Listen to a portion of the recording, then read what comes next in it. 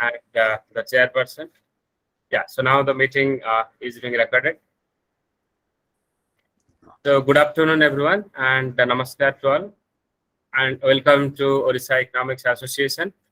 For the information of people from outside the state, Odisha Economics Association was founded in the year 1968, and so it is one of the oldest regional associations of the country, and we have now about 750 life members, and we do organize annual conference every year, and along with that we have different memorial lectures, we do different capacity building programs, and after COVID-19 came, we have been organizing a lot of online webinars on important topics like today's topic. So I'll not be taking much time. With this, I welcome all of you. And today we have got very eminent speakers. We have Dr. Balakrishna Padhi, who is working at Birla Institute of Technology, Pilani, BITS Pilani. And we have Dr. Jajati Parida, who is working at University of Hyderabad. And we have the moderator, Professor Ram B Bhagat, who is working at IIPS Mumbai. And the meeting will be chaired by the President of Odisha Economics Association, Professor Keshav Das. Professor Keshav Das is working at Gujarat Institute of Development Research. So with this brief note, I now invite Professor Keshav Das to preside over the meeting and start. Sir, it's over to you, sir. Thank you very much. There is nothing to preside over. I think I'm extremely happy, all of us, in fact. I think it's a huge privilege for all of us to have these two very distinguished speakers, I must say. I'm not going by their age, but I think in terms of their work, they have done sort of commendable work. They have done excellent research. And what has really impressed me is that they have also outreached through a variety of media. For instance, they very often write for newspapers and for different blogs, and that has really impressed me. And apart from doing extremely good, rigorous, hard work largely on topics on employment, labor, and also issues relating to policies. So first of all, I'm happy that they are with us, and we are really privileged again to have Professor Ram Bhagat from the International Institute of Population Sciences. He's a very senior, very distinguished, and highly regarded scholar. So I'll be sort of briefly introducing them, and not to take much time. But before that, even if I'm not, I'm no expert on this very interesting subject, but then I'll very quickly say a few words on this subject, and then probably introduce all the three distinguished speakers for the event. In fact, as you sort of know, that this Wilbur Zielinski's mobility transition, which his idea or his hypothesis, if you like, so that was in fact suggesting that migration within a country, I think often probably relates to or reflects levels of regional development. So the internal migration within within the domestic space also is a reflection of the disparate development of different regions within the country. So that was one issue which he sort of was pointing out that might be influencing a lot of internal migration. And the second point which was raised by Professor Shekhar Mukherjee, again from the IIPS, International Institute of Population Studies, is very interesting, very rich work, I must say, like talking about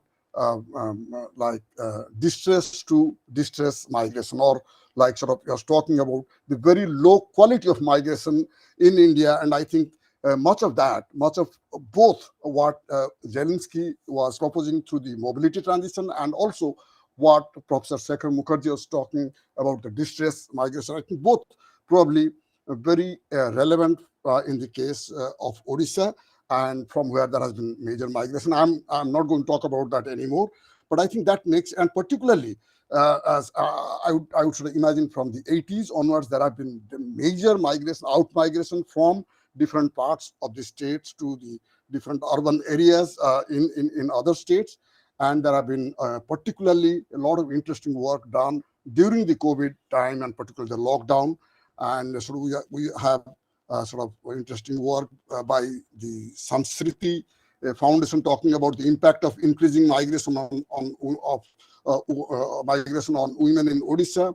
There have been very interesting work done by Minakatan Behra, who is very much part of this event right now, has worked on reverse migration from Odisha. And also there has been very interesting work done by Ruchira Bhattamisra talking about the distress migration. So there have been a large number of work done in recent times.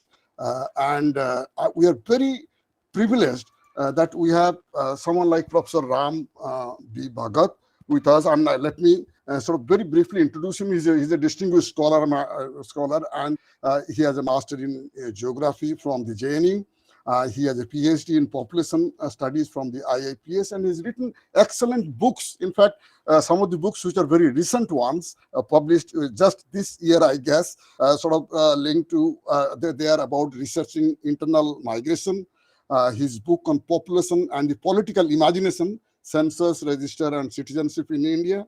And previously, he has also written books on early marriages in India, on food security and health status, levels, trends, and structure of workforce in India. I think we are absolutely privileged that he's with us. He's someone, he also is an expert on sort of urbanization process, and particularly his very, very sort of interesting, very rich work on the rise of the census towns, on which is considered to be an expert, and he has sort of published extensively. He has been with a variety of national and international bodies as a consultant, as a kind of a part of the editorial board, and he has contributed to policy both in the domestic sphere as well as globally. So thank you very much, sir, that you are with us. And then very quickly, let me go over to our two younger speakers. I mean, younger, but then really, as I said, that they did a lot of work. And let me start with Dr. Balakrishna Padhi, who is an assistant professor at the BITS Pilani.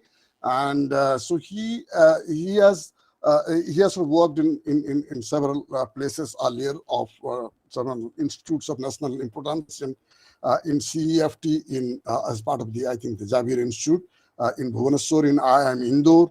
He was with the Center for Development Studies in Trivandrum, Institute of Economic Growth in Delhi, and ISID Delhi. So he has done a lot of very, very interesting work, and he has been constantly publishing, I think, sort of work relating to labor, informality, migration, and sort of and his sort of work is also very much appreciated so far as is a lot of work he did for internal migration during the COVID period, mostly with Professor Ravi Srivastava. With that very brief introduction, I move to the other young and very bright speaker, Dr. Jajati Parida. Right, just recently he shifted to this University of Hyderabad as an associate professor. He was with the Central University of Punjab in Bhatinda, and he's also very, very distinguished scholar. In fact, his work is repeatedly sort of quoted in parliament, in policy circles. The politicians vouch sort of using his work, and his work mostly with Professor Santosh Mehrotra. He has done a lot of work earlier with the National Institute of Labor Economics Research and Development with Niti Aayog, and he was part of the College of Vocational Studies in University of Delhi, and also ISEC Bangalore, from where he got his PhD. And very recently, in fact, he received the prestigious L.K. Deshpande Young Labor Economist Award at the Indian Society of Labor Economics Conference held at Roorkee, where I also happen to be there. And he has published extensively, as I said, apart from in several newspapers, several blogs. He has published in such distinguished journals as World Development, Social Indicators Research, Migration and Development, EPW, Indian Economic Review, and IJLE, and Indian Journal of Human Development. So with that, let's sort of look forward to this event. And with this, I will mostly keep quiet because now I would request Professor Bhagat, in fact, to completely take over. As I said, this is a subject I have very little knowledge about. We are really absolutely looking forward to this event. And as you know, that because this will be also used by the posterity and maybe mostly help the younger scholars. Thank you, sir. Over to Professor Bhagat.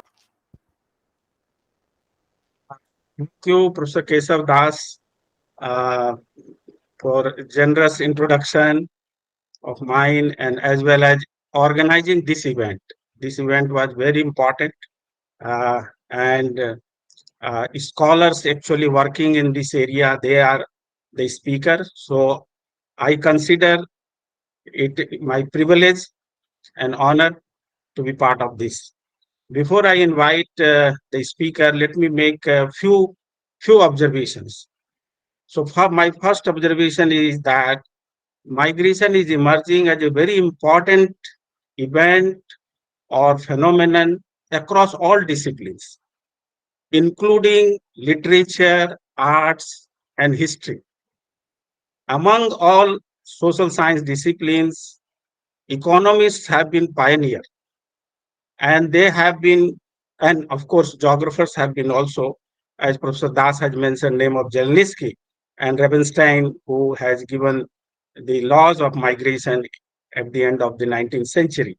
But economists have done a lot of work, let me tell you, using gravity model, analyzing the flow of people between two places, origin and destination, followed by neoclassical model of migration of Todaro, and then followed by this Todaro model uh, by Harris Todaro. And then we have new economics, new economics of migration by Stark and Bloom. So what is that fundamental things that economists are addressing, or they have come out that inequality is the central issue. Inequality in income and inequality in wages that drives migration. And of course, there may be equilibrium or may not be, whether inequality can be reduced or not reduced. I think that is very open question.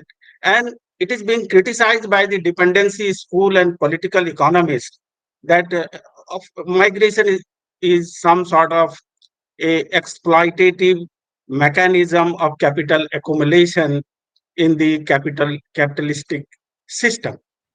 So the central question is that yes, it is resulting from inequality, but then whether migration can reduce inequality or not, and this type of some of the enthusiasm of some of the positive things coming from new economics of migration, which says that migration is a source of diversification, it is a type of risk minimization, and household allocates its member in different portfolios of work, and therefore it works as insurance also. But what is happening actually? So that is a matter of research and challenge also. How this inequality connects with poverty, and poverty sometimes we look at in the absolute sense, but migration is more connected with relative levels. So poverty may decline, but then migration may increase because inequality is increasing. So that is the one point that which is coming in my mind through research of several years. The second point is that migration is not a single form. Migration has multiple forms. And here the idea of Zelensky becomes very important, the mobility transition. So when we see migration, it can be long-term, permanent migration, semi-permanent, where actually people getting transferred and they are becoming part of the urban area, assimilated, included in urban. They become urban citizen. But then there is a category of short-term circular migration, which is not some sort of what we economists have been thinking in terms of model of Levis model of economic development, two sector theory of development, or in Todaro's visualization or Harris Todaro, where informal sector is completely not recognized, or first recognized by Todaro, and then it is abandoned in the Harris Todaro model. So I think informality or informal workers or emerging of the economy in that sense becoming very important in how we can address. And then all these issues are related with our policies, programs, sustainable development. All these issues are the regional disparity, rural-urban divide. These are the central questions. So migration, actually, if you look at ontologically, migration addresses how the relationship between people and places are emerging. So space and place becomes central aspect in the process of migration, or in understanding of migration. And when we raise the question of space and place, it is the question of where. Now, where sometimes looks at not an important question. Why it's so important? How is so important? What is so important? Where is not so important? But this is one of the basic questions of economists and all social scientists to address who gets what, not enough. Who gets what, where? Who gets what and where?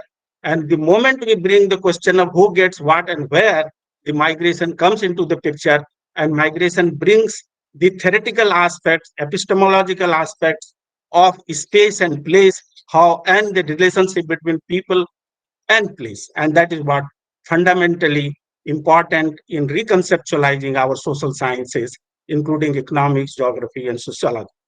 Now, my last point is about Odisha. Odisha is very unique state, let me tell you. It has a lot of diversity. It has coastal area. It has highland. 1/4 of the population, tribal population.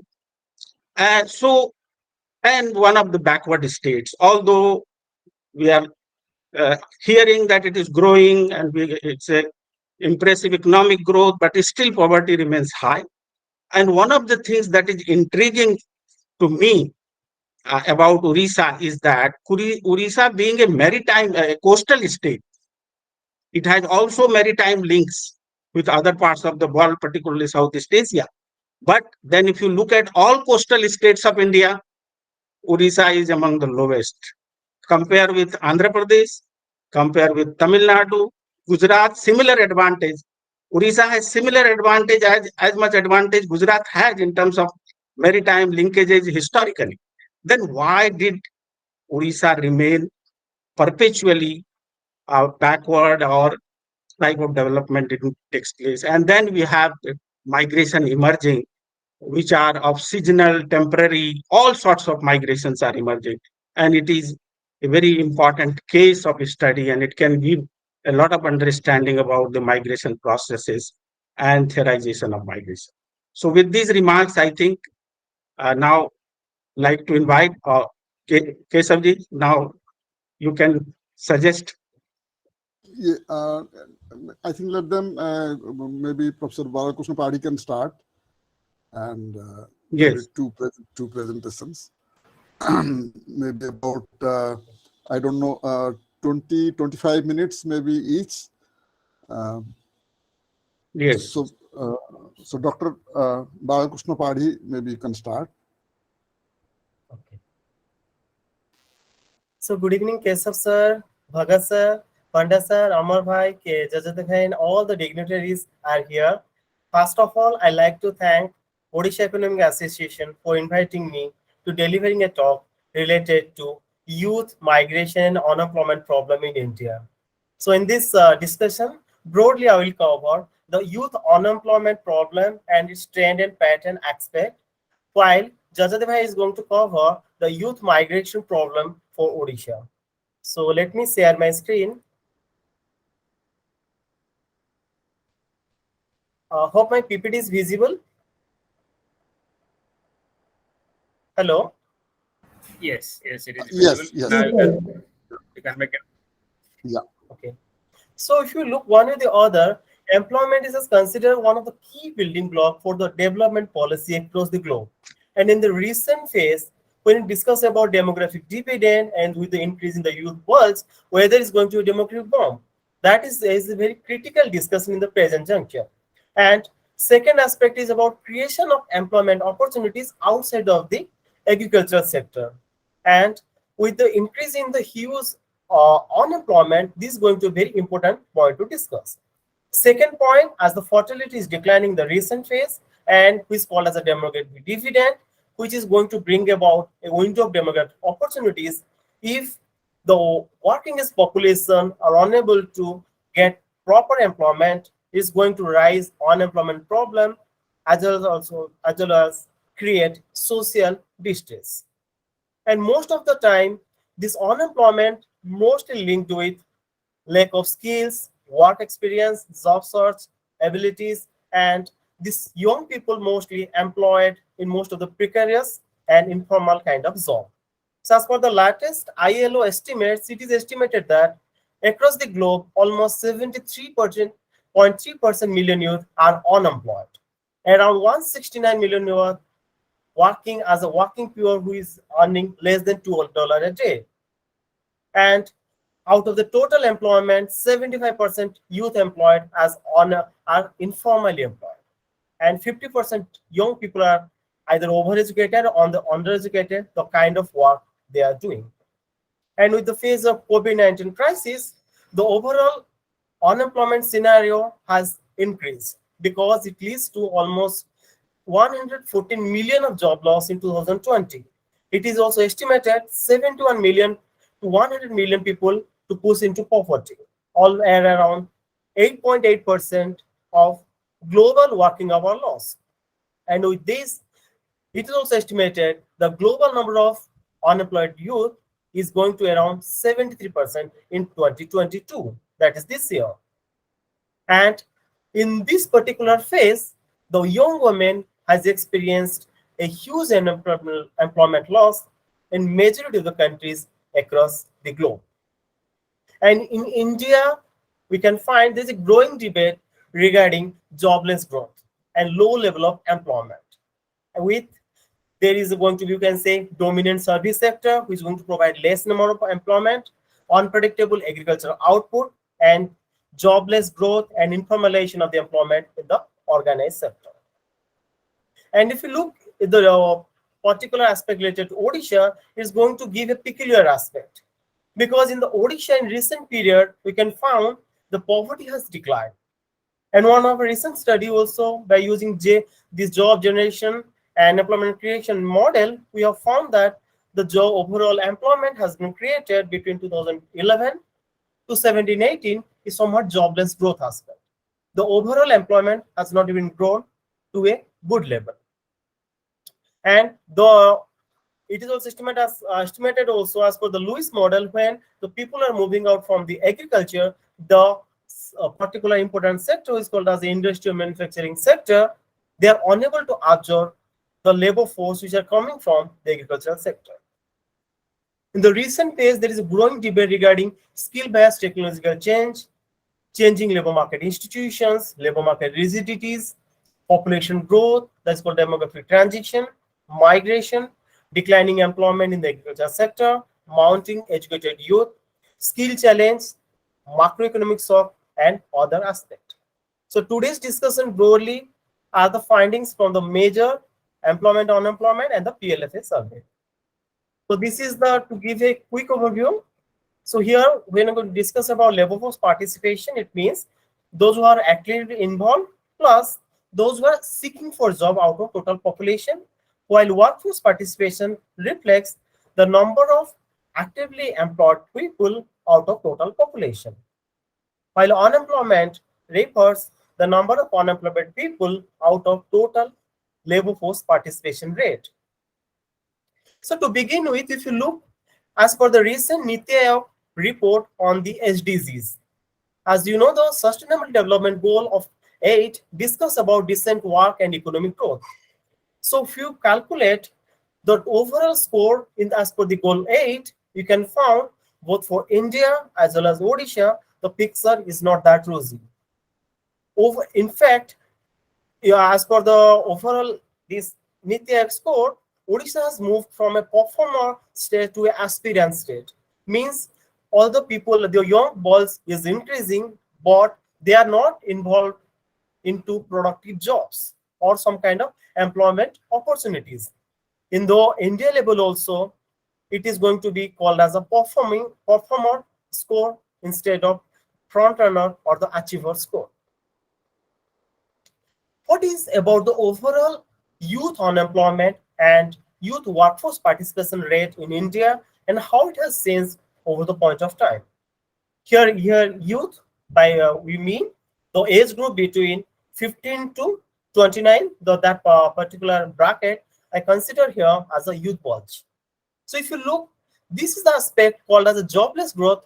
If you look from 1983 to 21, that almost 4 decades, the overall employment has been declined drastically, almost by 50%, while the unemployment has increased, particularly for the youth people, to 4.3% to almost 12%.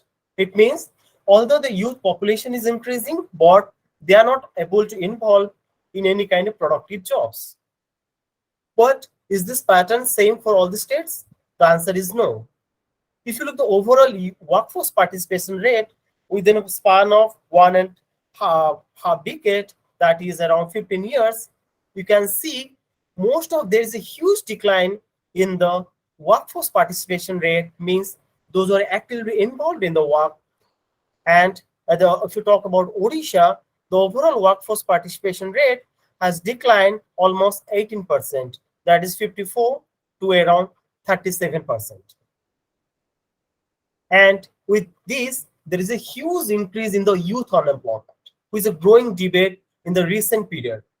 Although the educated youth bulge is increasing, they are unable to involve in any kind of productive work per se.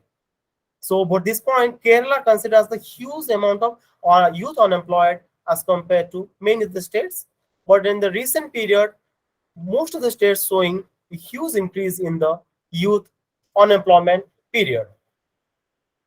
And as for the Okun's law talks about the inverse relationship between economic growth and unemployment rate change, this kind of pattern we can find both for the youth unemployed as well as the total unemployment.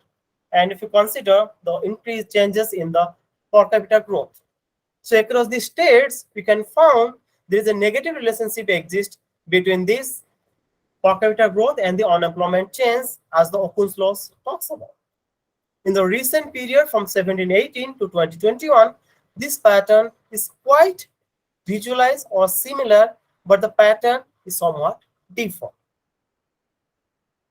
Coming to Odisha, if you're going to discuss about how the overall employment scenario has changed in Odisha over the last 40 decades, for almost 40 years, you can find all the economic growth is occurring, but that has not led to increasing in the employment growth.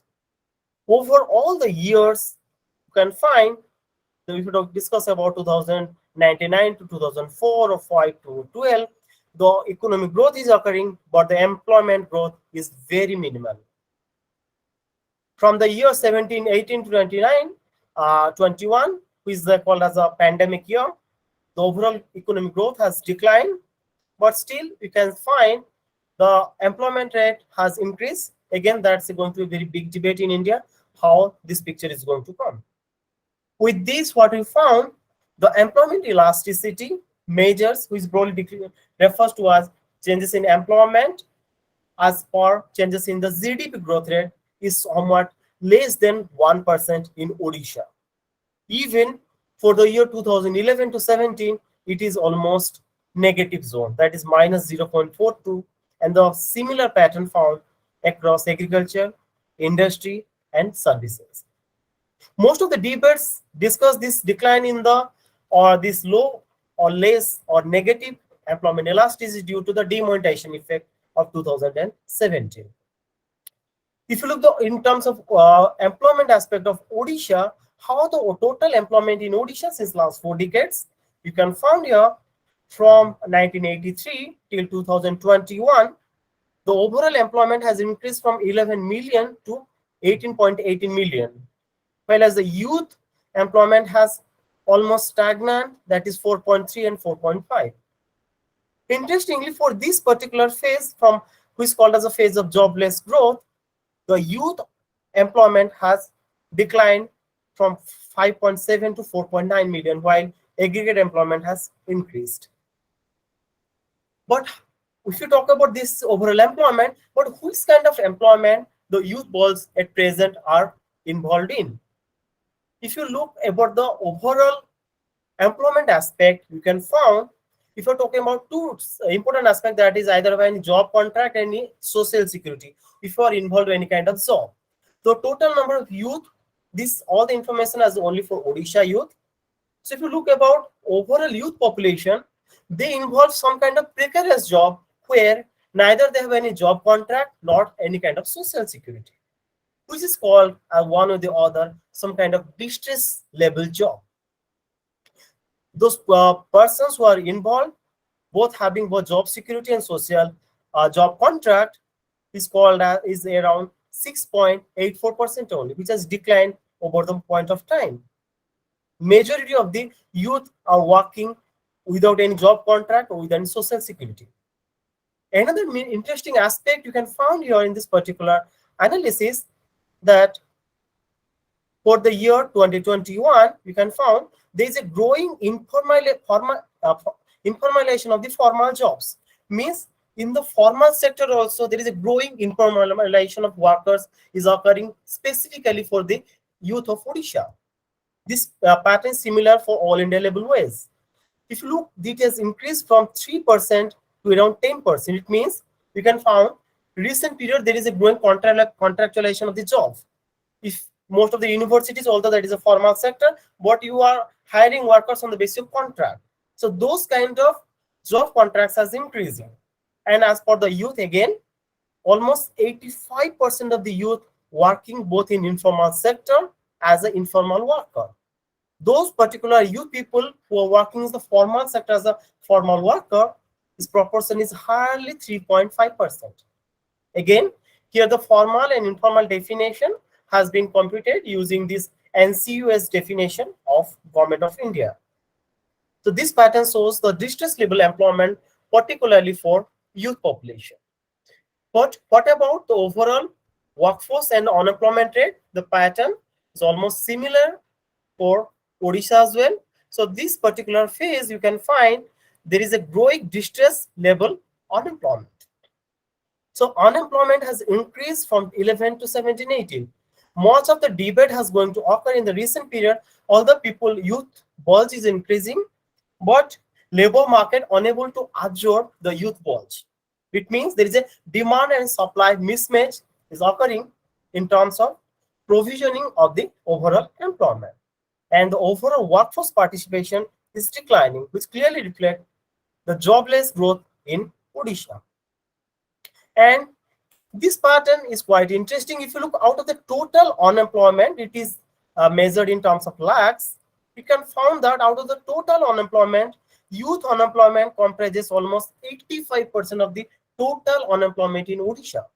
And it has increased again from 1.5 to almost 10%, close to 10% over the period of 4 decades. It means those who are, let's say, getting educated, they are unable to absorb in the labor market. Here, unemployment broadly means those who are, let's say, seeking for job but not get employed any kind of productive job market. And most important aspect here you can find over the 4 decades, the unemployment rate specifically for the youth of Odisha as well as the aggregate, let's say, unemployment rate is higher than that of the India. If you're going to take any particular point of time, it has increased significantly from 2011 to 17-18, almost a 4-fold increase in the overall unemployment rate. And across aggregate level also, the unemployment rate has increased. And recent CMI data also reflect the same pattern. During the first lockdown, the unemployment has reached at the momentum that is around 23.5%. As you know, this particular phase reflected a huge youth as well as the migration from different parts of the country due to the sudden lockdown. And as you have seen, most of the people those who are involved different kind of enterprise or work, less people has either a job contract or social security. Means you don't have any job guarantee. So due to that, there is a sudden spike in the unemployment rate, and that the same thing is visualized in the second phase of lockdown as well. Okay, this is all about unemployment. But those who are, let's say, we're talking about overall economy per se for Odisha, the people are involved in which kind of, what is the overall distribution of the people? If you look, most of the people, around 56% is around out of the labor force. Those who are in the labor or in the workforce, the proportion has slightly increased from 22 to 24, and regular worker increased from almost 5 to 6, 4.7 to 6% only. Means we are unable to improve the regular jobs, and most of the jobs at present are available in Odisha are either self-employed or casual job. And most important case you can find, particularly for case of female labor force or female participation in the labor market, you can find as compared to male in the year 2011-12 as against 17-18, out of 100%, 85% of the female are out of the labor market. And mostly they are involved some kind of, you can say, called as a domestic workers. Hardly a lower percent of the female are in the overall workforce. Again, the same picture is not for your, let's say, male population. This pattern is somewhat different. But how we're going to discuss the debate, whatever explained, the relationship between demographic transition and with that changing labor market outcomes. So over the last 4 decades, starting from 1983, you can find the demographic pyramid has changed over the point of time. And at present, the demographic walls has been changing or taking its shape. So youth population is going to increase. So the decline in the fertility rate. So if you are unable to use this youth population in a productive way, there is a chance that they are unable to participate in the overall economic growth process. And with that, it is expected the NEET population, that is neither in education nor in job or training, their proportion is expected to increase. So this pattern can be explained through a U-shaped life cycle hypothesis approach. It means, so in the initial phase, the workforce population is increasing, it's acting at a momentum, let's say at the age of 45 or 44. After that, the workforce is declining. What is the major concerns for Odisha?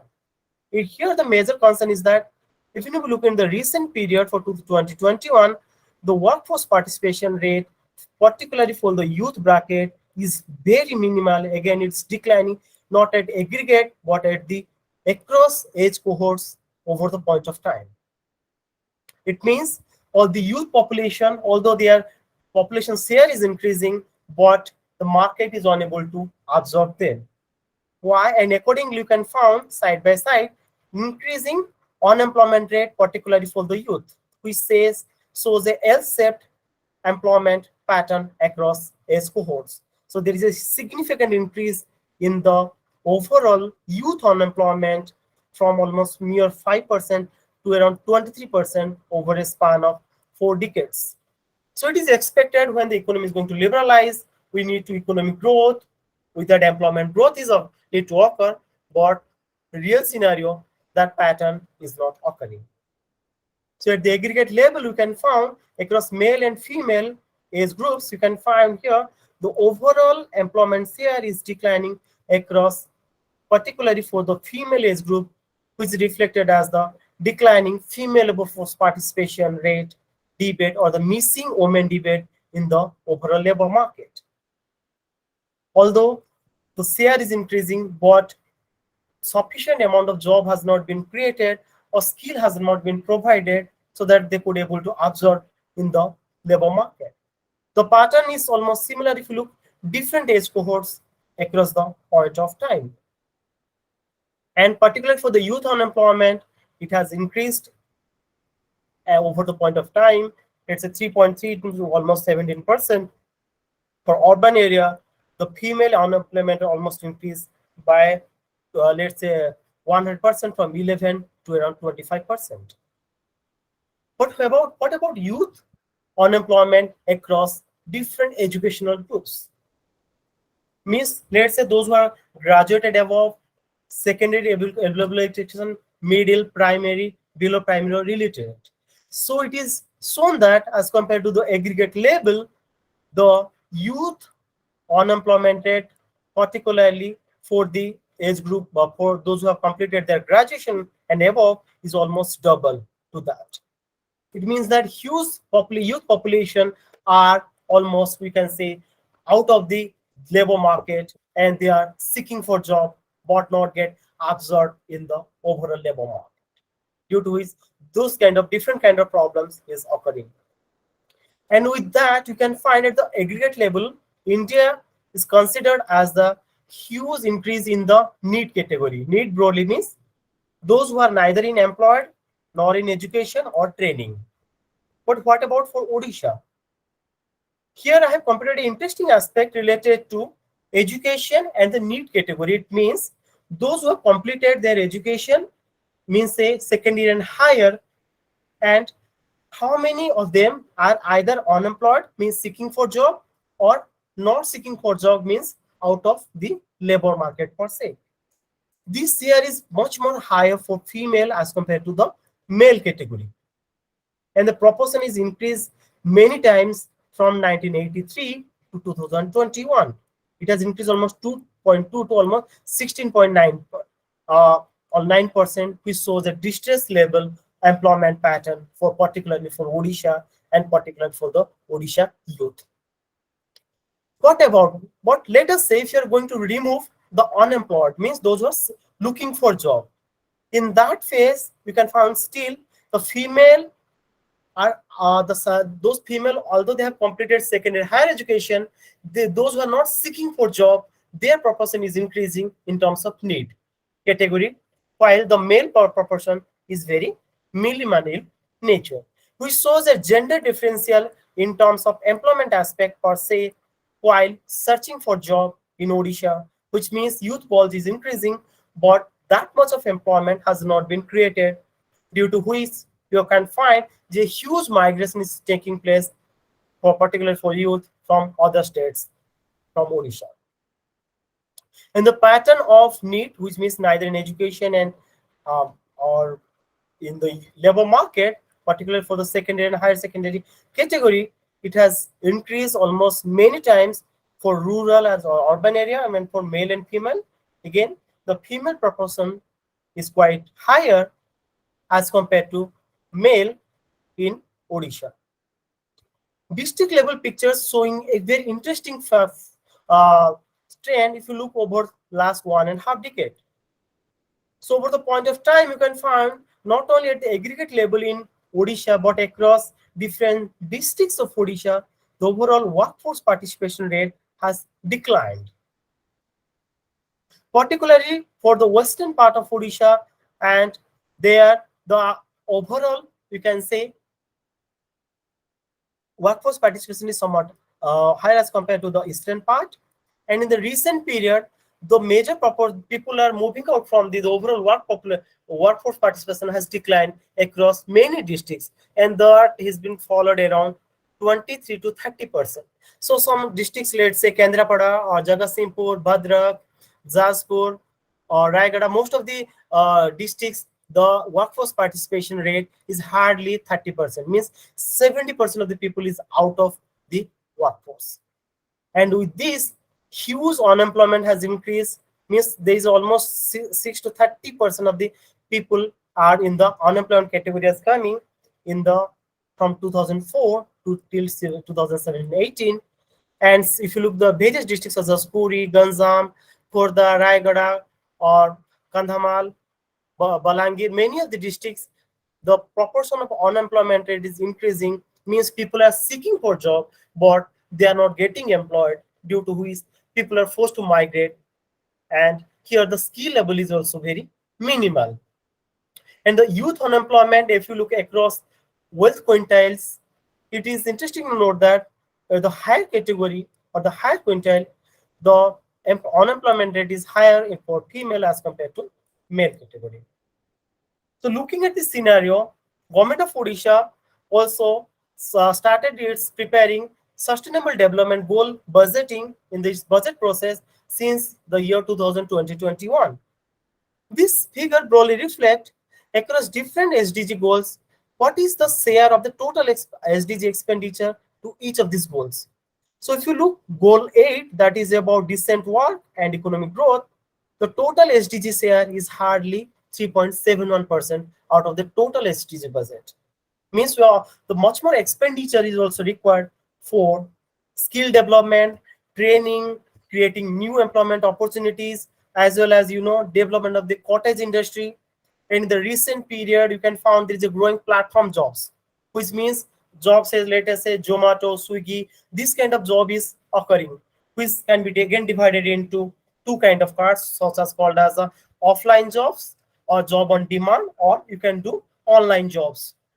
So those kind of work can also be promoted.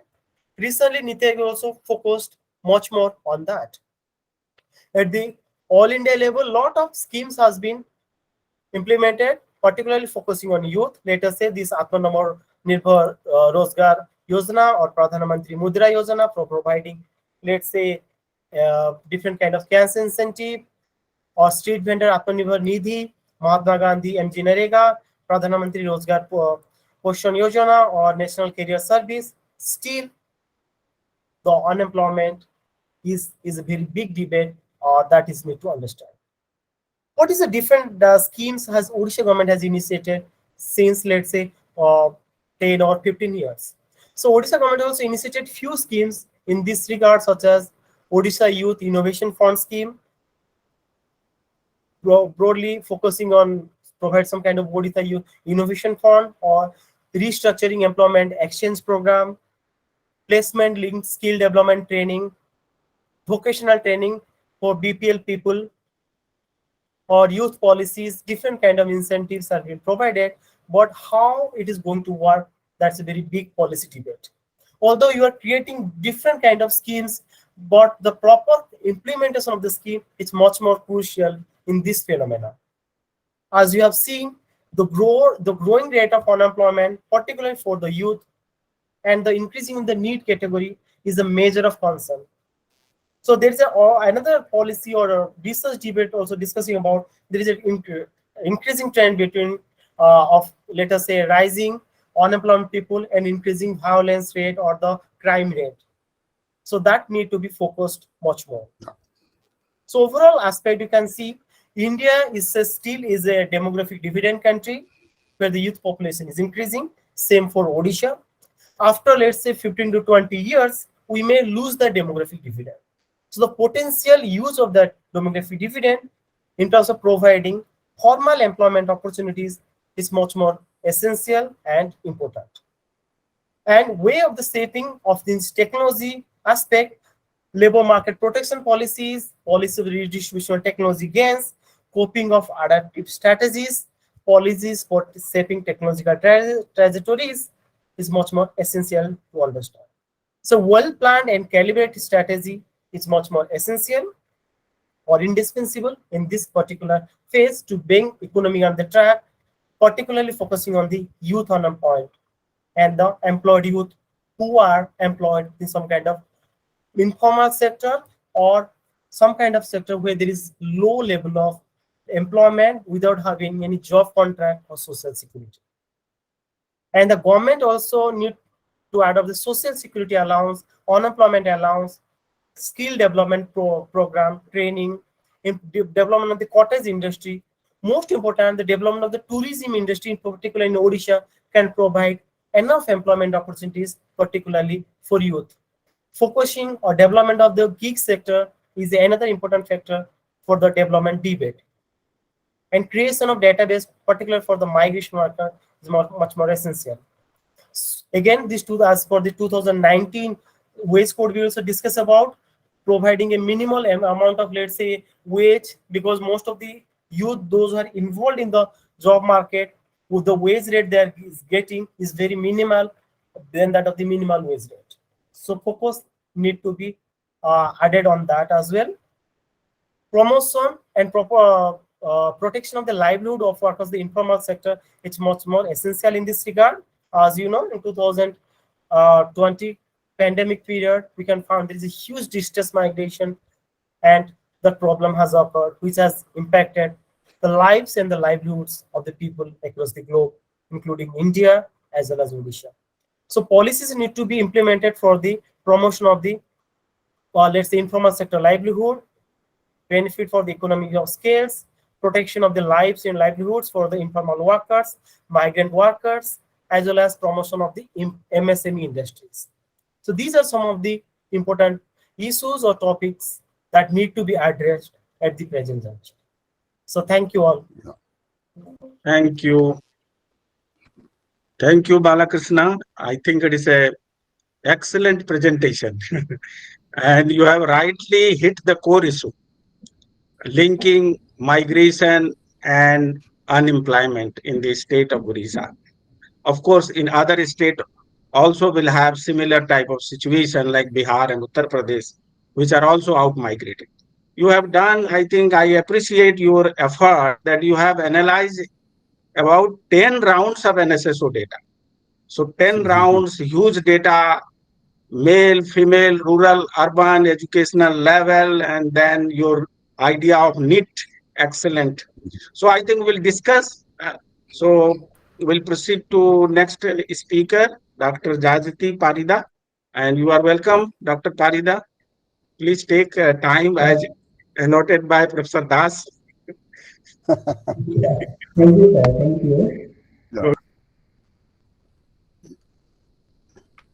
So let me share my screen first.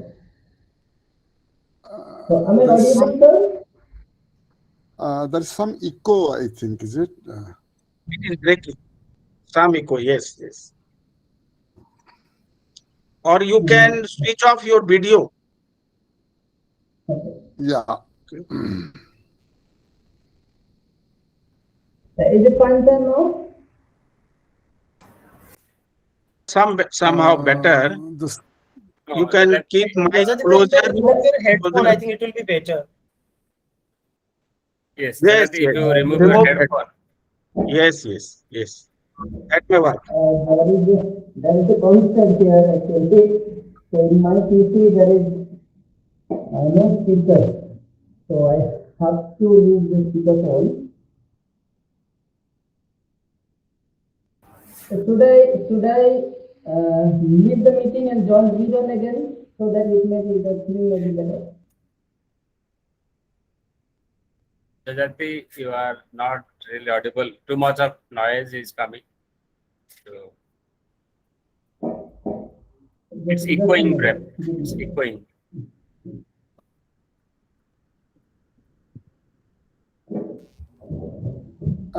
And your PPT is yet to be shared fully, actually. It is not yet come. Jajati, please rejoin. It will work. So is it fine now? No. You rejoin. It will work.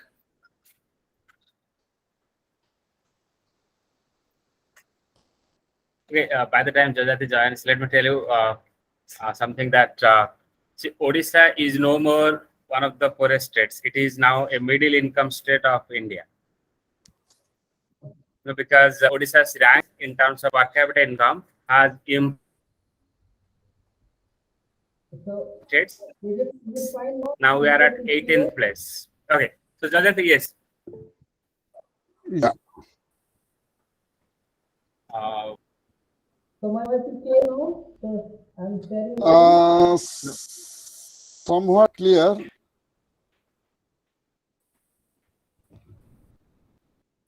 Maybe you share the PPT. I think somewhat clear, not very clear. I think there's some problem with the headphone. That you can put your camera on. No problem with the camera. There is something with the audio. Put your video on, Jyoti.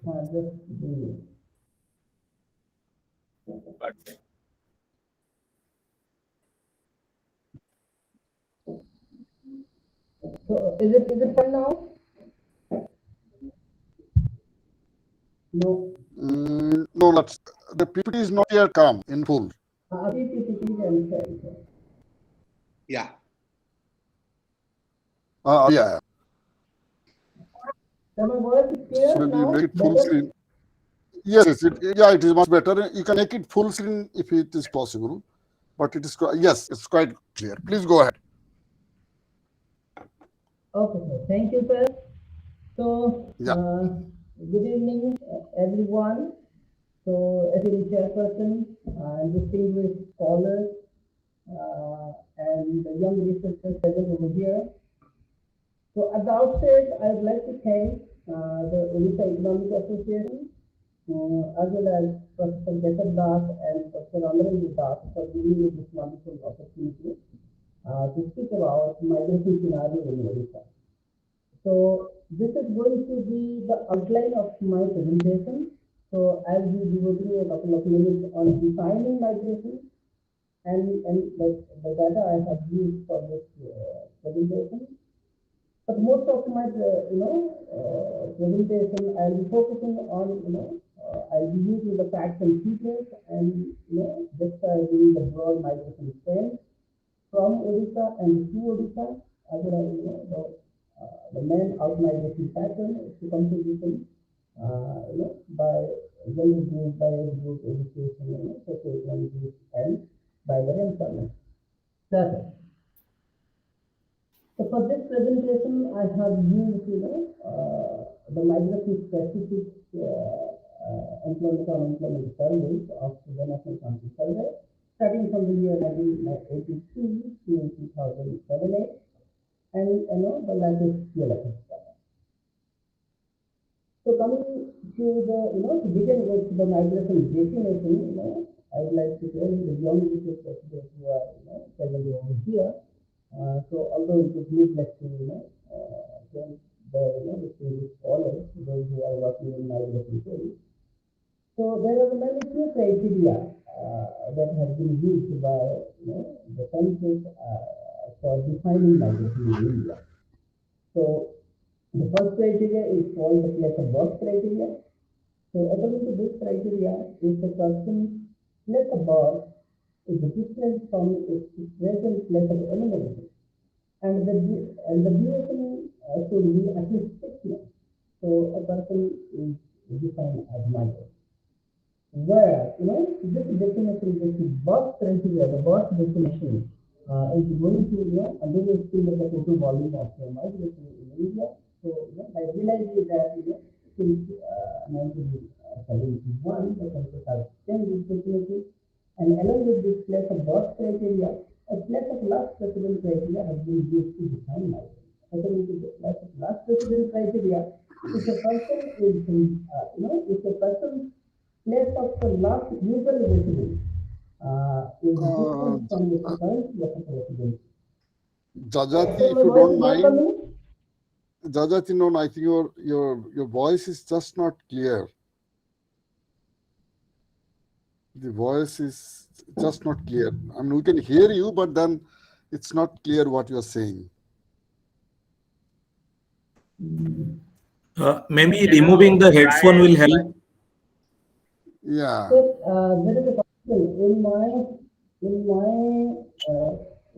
PC. So there is no speaker. So that is the major concern here. And I have left my laptop in the office. Due to some editing work was there, I have left my laptop there. You think you can speak from a mobile and we can show the PPT here, like Amarendra can? Yeah, that will be better, I think. So that will be better. Because at least we should be able to hear you, Yes, and you can maybe send the PPT that you have sent yeah, me. I sir, can I'm share with. I'm certain that very well. Yeah.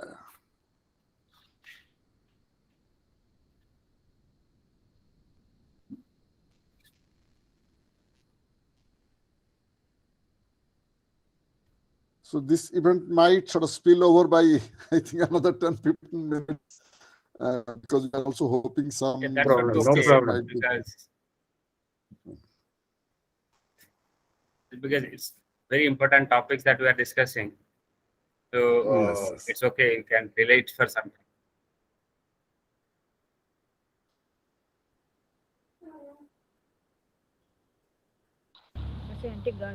Sir, is it fine? My voice is coming now? Much better. Yes, yes, Yes, yes. sir. Thank you. Yes. Much.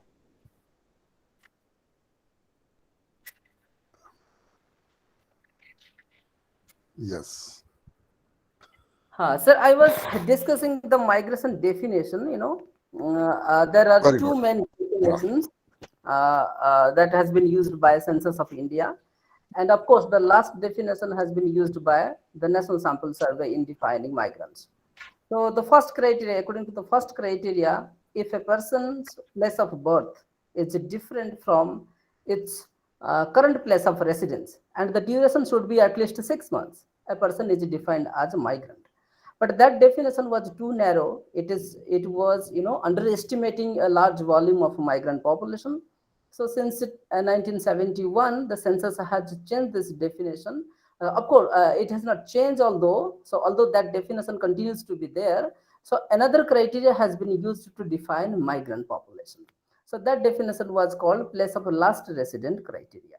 So according to the place of last resident criteria, if a person's usual place of resident, not the birthplace, but the usual place of resident, where the person stayed for most of the time of their life, so that can be called as a usual place of residence, or a place where a person stayed at least for a 6 month a period of time, it can be defined as it's his or her place of usual residence.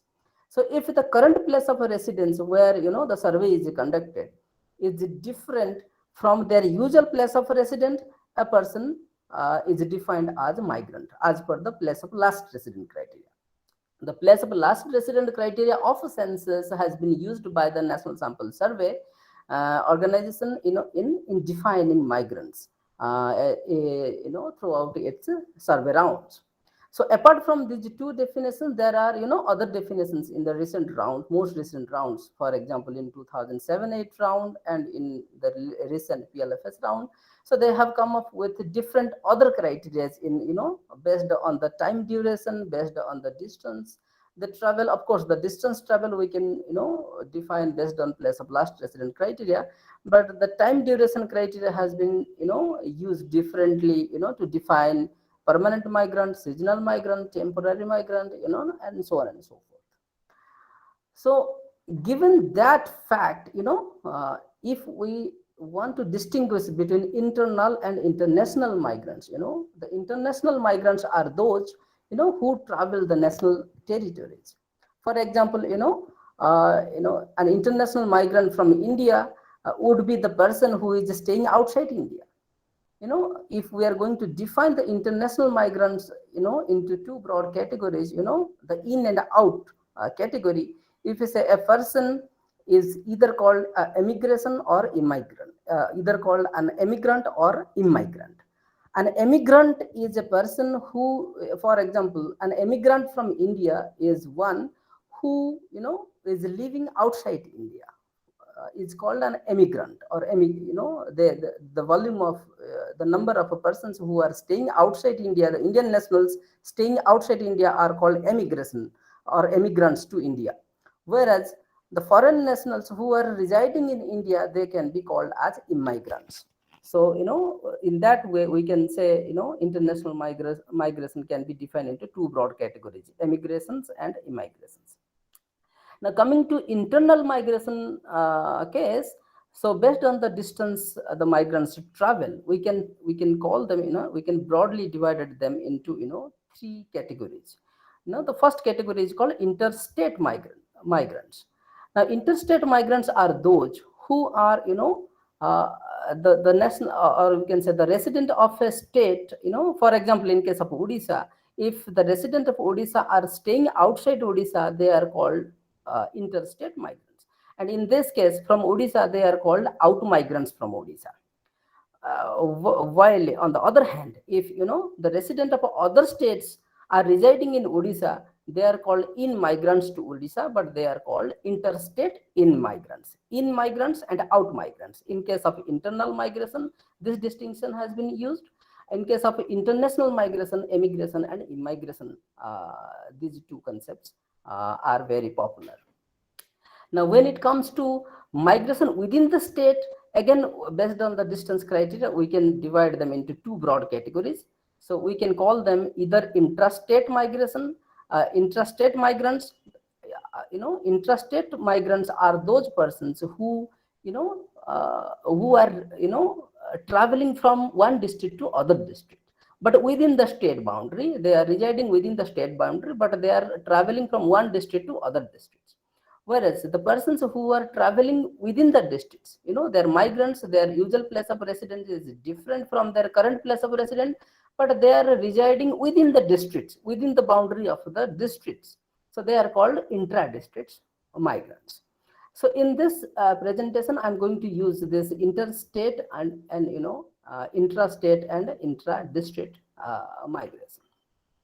Now coming to the the main part of my presentation, where I am using the facts and figures of migration from Odisha and to Odisha. Now to begin with the broad trend and with the in-migration situation in Odisha.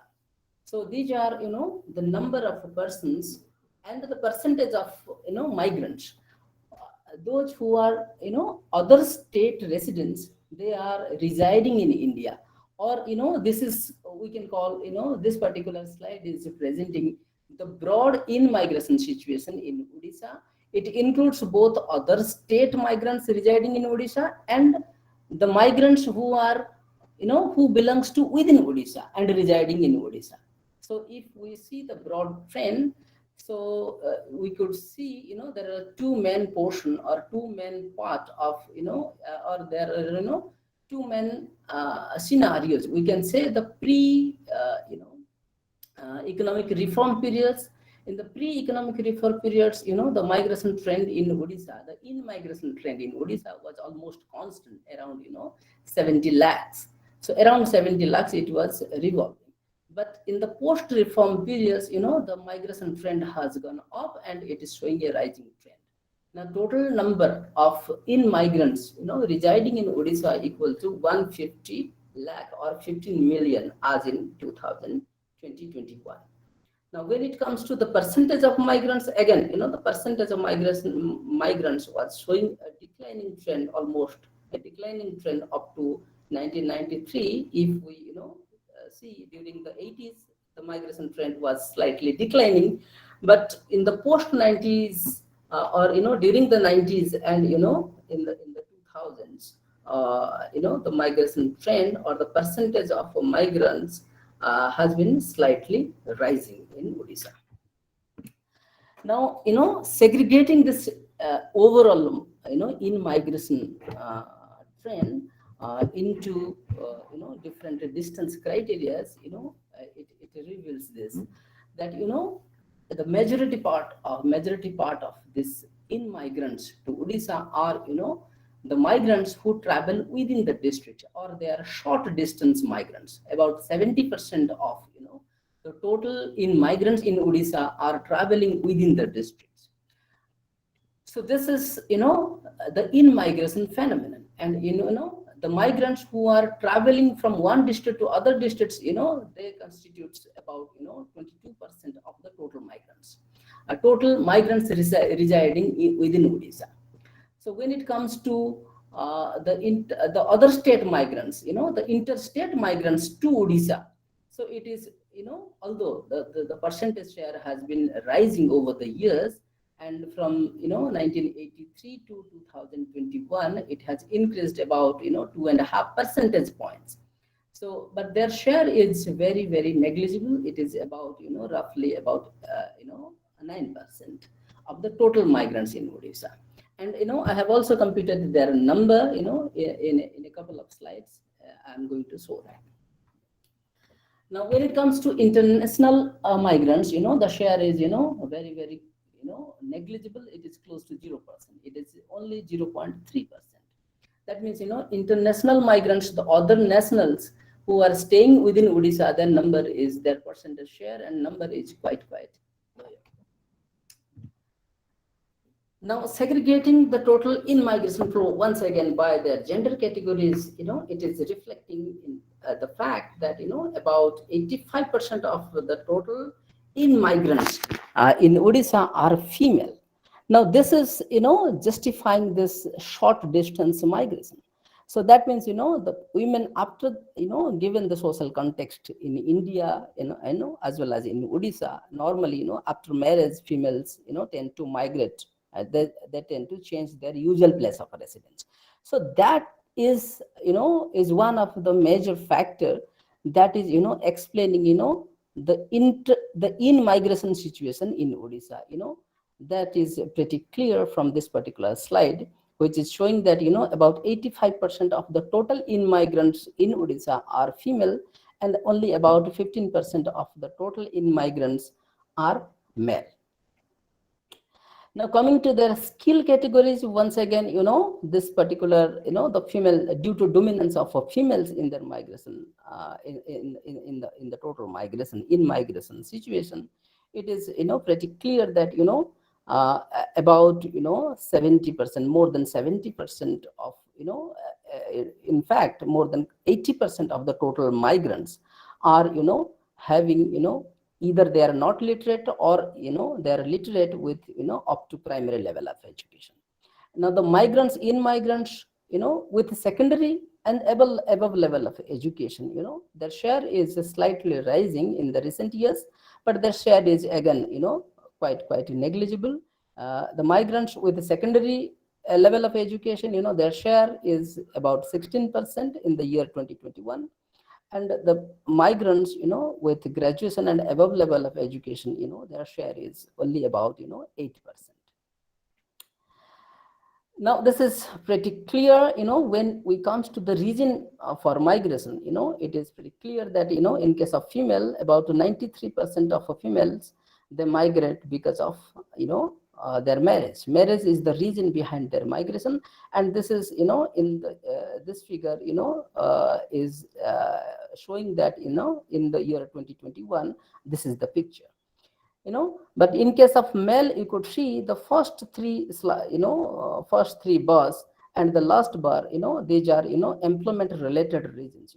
You could see here, the post-retirement, people, about 22% of people, they migrate in their post-retirement period, whereas, about 13%, about 22%, and about 11% of the migrants, they migrate, either in search of employment or to take off employment, or, it has, something related to their job or employment related reasons. So in case of male, while, the employment is a major, the dominant reason for migration, in migration to Odisha, in case of female, it is mostly, the marriage-led, migration in Odisha.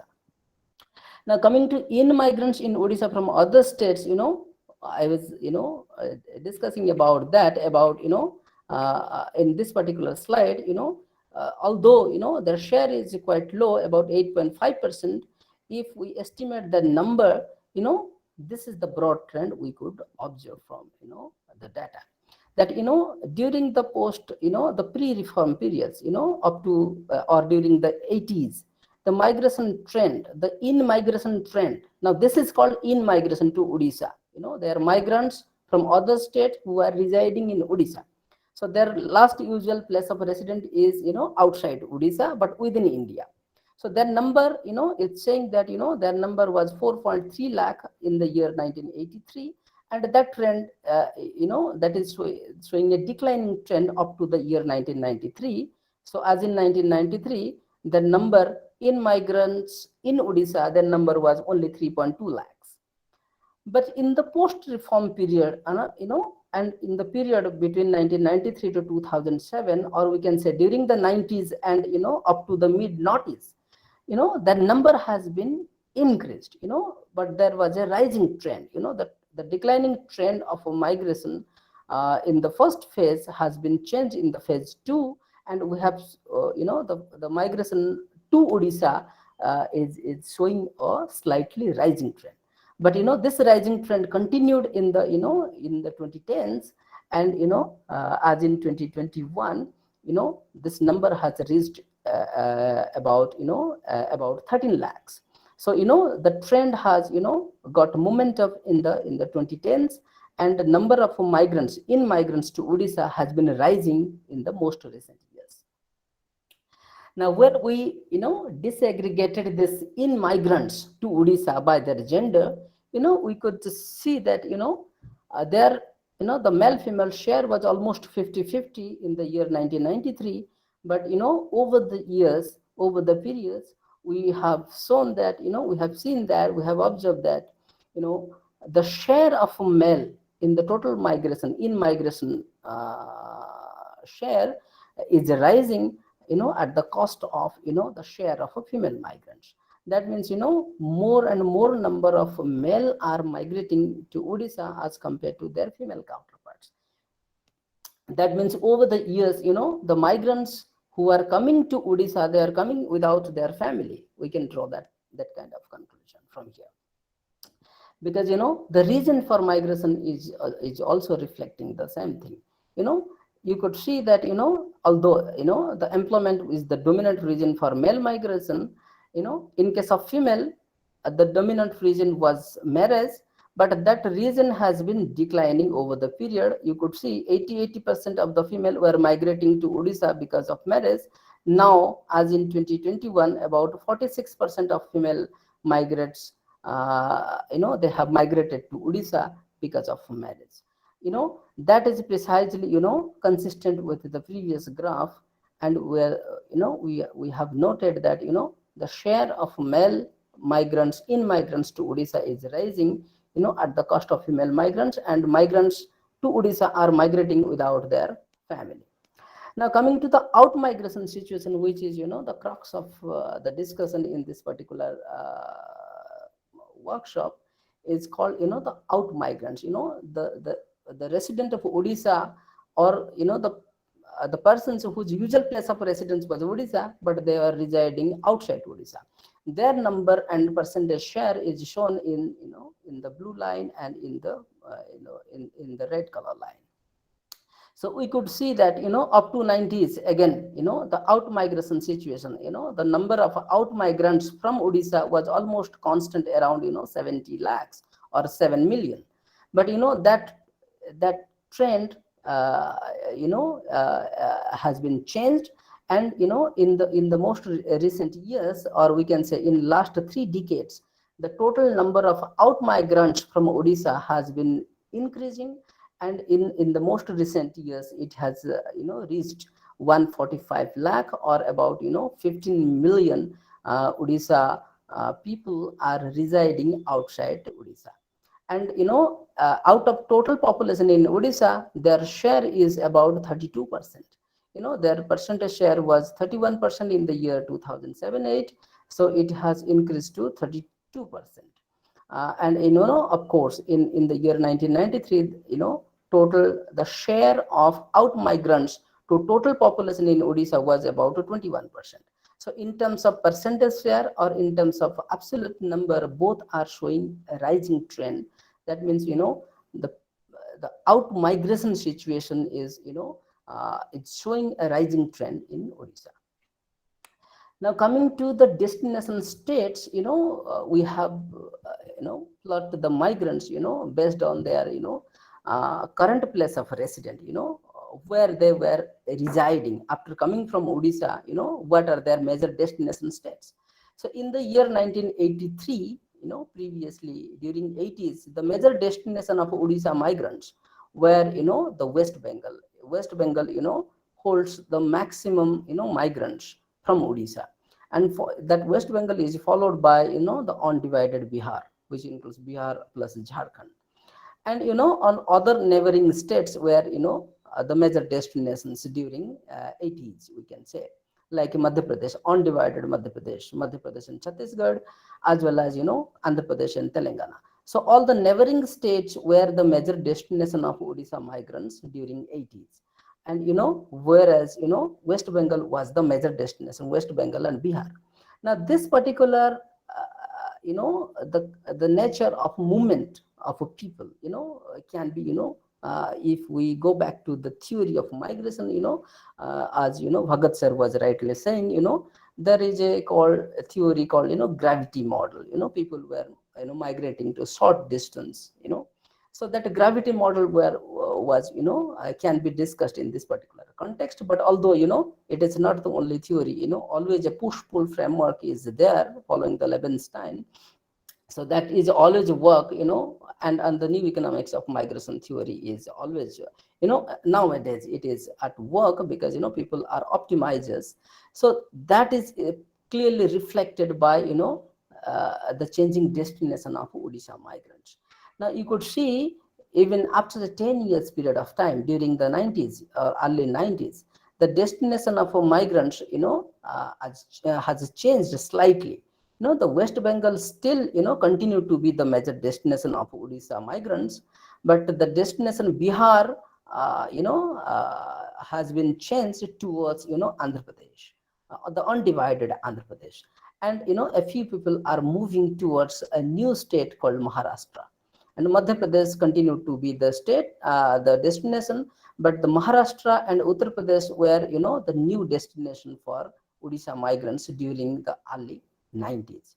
When we, come to the late 90s, or, the mid noughties, or, the late noughties, we can say, now you could see that West Bengal is no more the major destination state. Of course, the states are now divided into a different state. Madhya Pradesh is divided, Bihar is divided, and in the newly developed state, divided states, you could see that Chhattisgarh is the most, is the state which, attracts most of the Odisha migrants.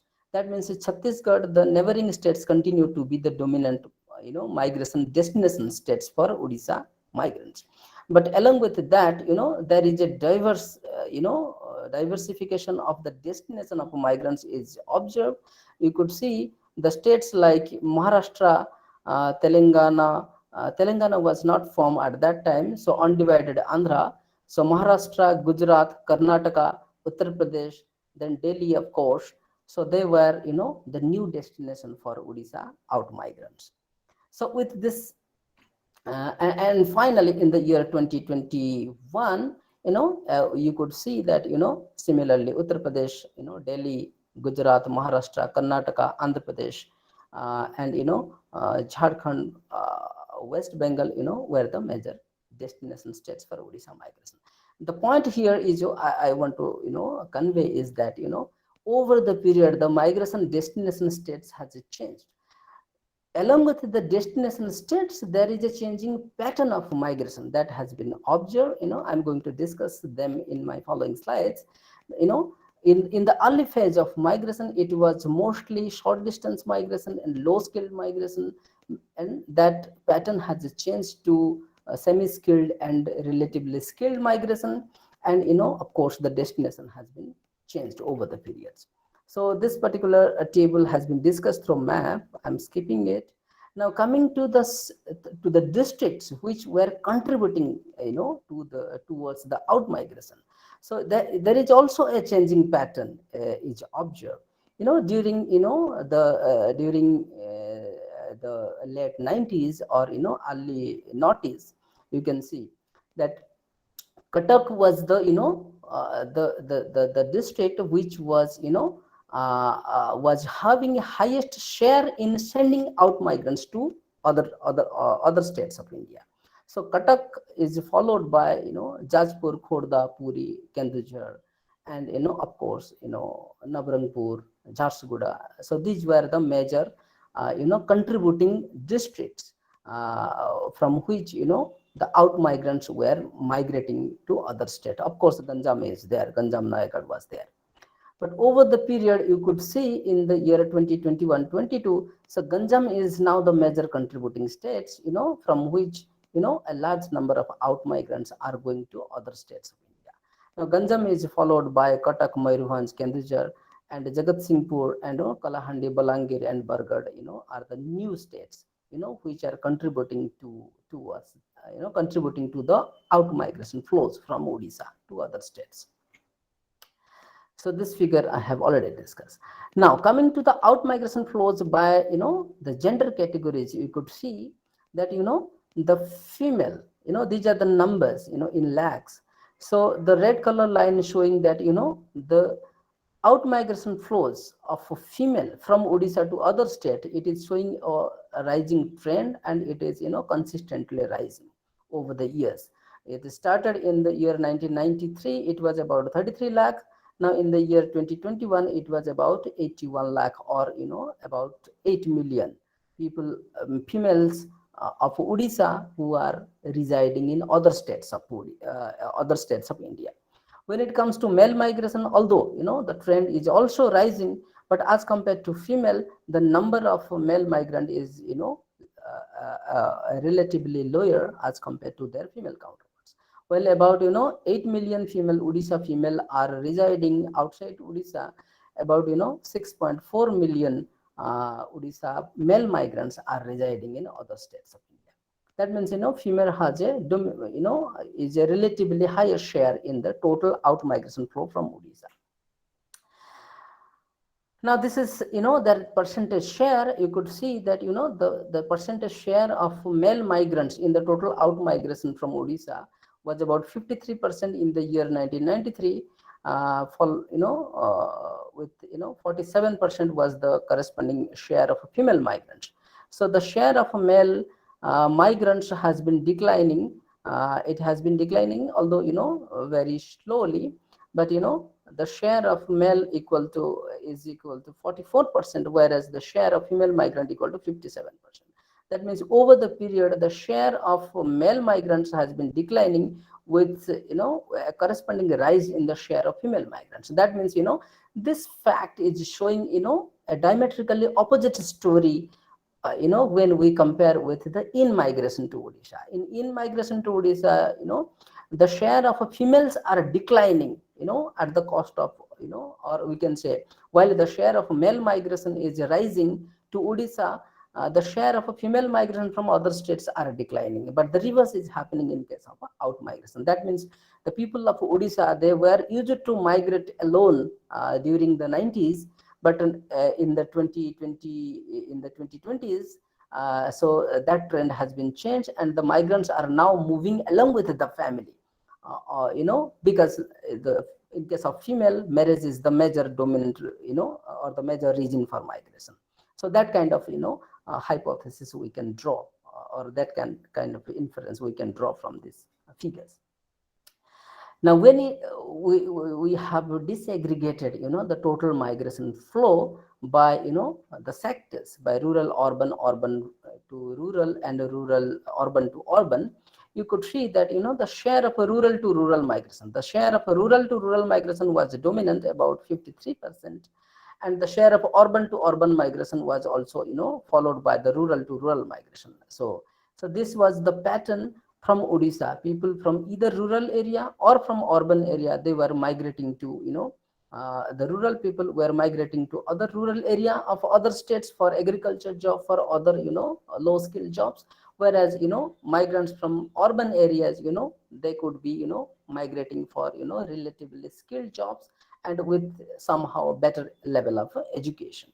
But that trend has been changing now, and you could see that rural to urban migration, that share has been rising, or you can say a Lewisian kind of a transition is taking place, where people from rural area, they are moving out and they are going to urban area in search of jobs. And of course, as Bala has already discussed, a mechanization is taking place throughout India, and it is also applicable to Odisha, where large number of people are losing their job in agriculture.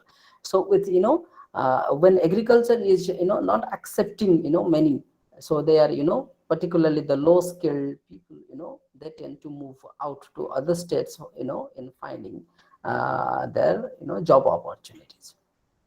Now that is clearly reflected through the region for migration. You could see that the employment was the major reason for out migration from Odisha. About 80% of the out migrants from Odisha, they have reported that they migrate because of employment related reasons. In case of female, still 66% of the female, they migrate because of marriage, and of course with family. So this marriage and with family are called, the associational region. They migrate with the family. Although employment, was the share of employment migration, it has increased from 1983 to 2007-8, but in the most recent years it is showing a declining trend. Maybe the COVID impact is partially, it's captured in this particular figure, or in the past figures, because of which, the employment related migration of female is showing a slightly declining trend. Now, now focusing on only male migrants, when we, disaggregated the male out migrants, into their age groups.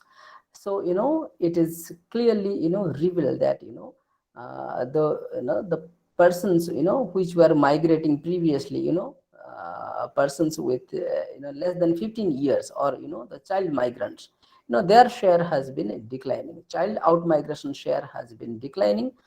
Sorry, this is number. So that number has been declining from 7 lakhs to 3 lakhs. So it has a declining trend.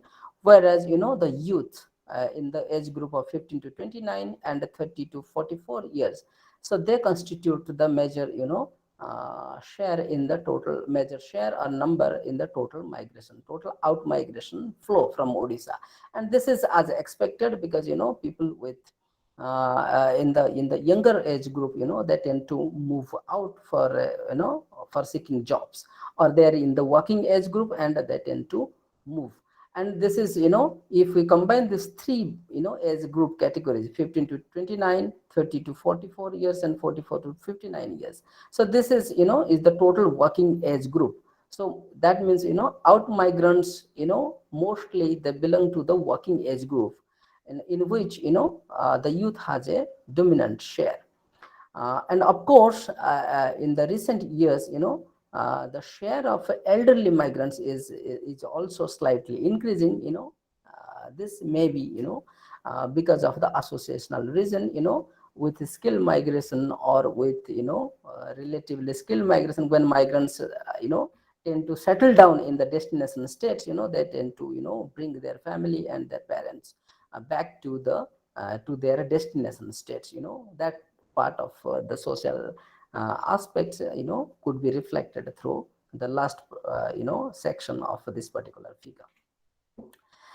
Now this is the age group share, and coming to the education group, it is clear that the person with the not literate person, or the persons with below primary level of education, their share has been declining. But the share of migrants with a primary level of education is rising. Although the illiterate, not literate group, it's showing that the low skilled migration flow has been declining. But this the share of migrants with the primary level of education, it is rising. That means it is showing still that low skilled migration is prevalent in the out migration flow. A major share of out migrants from Odisha are still low skilled migrants. And of course, the good news here is the migrants with secondary level of education and with graduation and above level of education, their number has been rising. And this is a good part. It's showing both skilled as well as relatively semi-skilled or skilled migrants, or relatively low skilled migrants. Both there are two sects of migrants, or two group of migrants who are migrating from Odisha.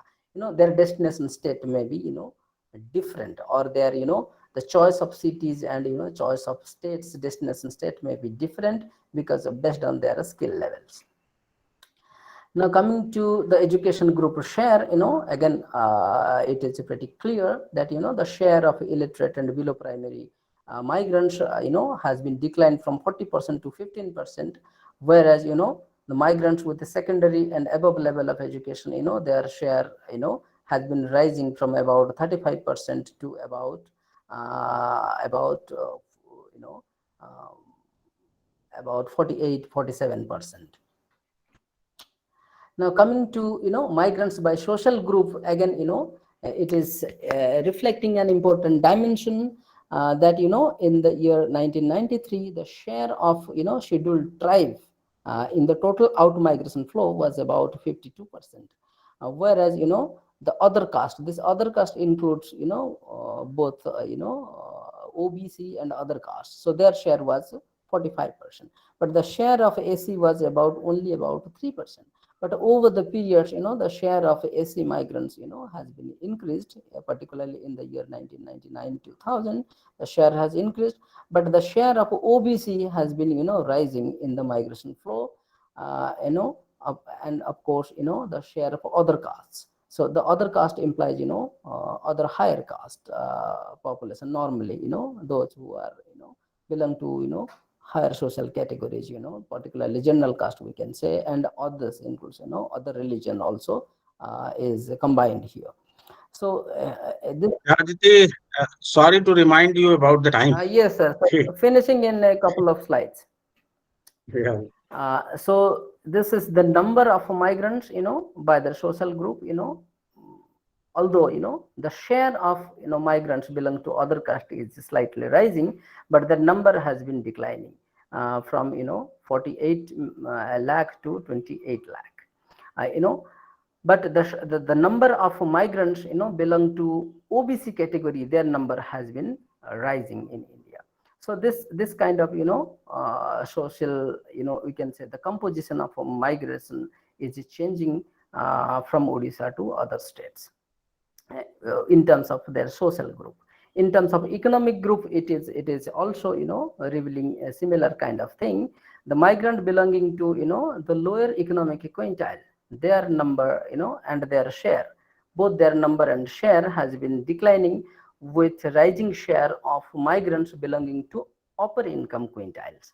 So this is a clear picture, which is when it comes to pull and push framework, we can say that the pull factor is more dominant than the push factor, because migrants belonging to upper income quintiles, they can they will be able to give more education, and they can invest more on human capability, and as a result their children are going to they can easily take a movement from Odisha to other part of India, whereas the households or the families who belongs to relatively lower economic quintile, they're in the lowest economic quintile, they may not be able to invest more on their educational skill, and if their persons and their children are migrating, they're migrating with a low level of skill, and and this is reflected through the number of rising number of migrant in the second economic quintile. At least they can bear the migration cost, and they can take movements, but mostly, as we have seen from the previous slides, the education slide, they could be migrating with a very low level of education, and they are likely to be engaged in a very low level of occupation, where their earning will be quite lower as compared to their skilled counterparts. Now when it comes to their employment scenario, we could see that for male and female separately, that Odisha migrants staying in other states, they are mostly engaged in the regular salaried jobs. Their number, in case of male, you could see that the number of male migrants engaged in regular salaried jobs, I'm not talking about formal or informal, but a regular salary, those who are getting their salary on a regular basis, on a monthly basis, or weekly basis, or so on and so forth. So their number has been increasing from 40 lakh to 39 lakh, and the persons who are engaged as a self-employed, their number is also rising. But the number of persons who are engaged in casual employment or daily wage labor, their number has been declining, although still in the year 2007-8, about 16 lakh Odisha migrants were engaged as casual labor. Those, this group of people can be considered as a low skill migrants. But the number of migrants who are engaged as regular salary jobs, they can be a major portion of them, a major part of them may be called as relatively skilled migrants. The number of persons, male migrants who moved for education, their trend is also rising. And you could see that the number of male migrants who has gone for higher studies or for education to other states, their number has been increased from 3 lakhs to 5 lakh. But in case of female, again 3 lakh to 5 lakh. So in total about 10 lakh Odisha students, student migrants are residing in other states. Whereas in case of workers, we could see plus self-employed plus regular and casual, if we add them together, so 40 50, then about 60% 60 lakh of the male migrants are working, they are worker in other states. Whereas the number of a dependent migrant among the males are quite lower. It is about 3 lakh as in the year 2020-21. But in case of female, you could see just the reverse, about 38 lakh female migrants are dependent, they are out of the labor force, they are out of the workforce. And only a few of them are in the workforce. When it comes to their self-employed activities, most of them are working as self-employed activities. And particularly if we disaggregate again the self-employed categories, you will find that most of them are working as the unpaid family members. They are within the self-employed category, there are 3 categories. One is called employer, then called self-employed, and the employer, and third category is called unpaid family members. So they will be they are normally found working as unpaid family workers. But in case of regular salaried workers, although the number of female engaged as regular workers, their number is rising, but it is still very low as compared to their male counterpart. Whereas about 39 lakh male are working as regular salaried workers, only 4 lakh female are working as regular salaried workers. And of course in casual labor phenomenon, and in the year 2021 about 5 lakh female are found as working as daily wage labor in other states of India. So with this, I think I would like to conclude my presentation.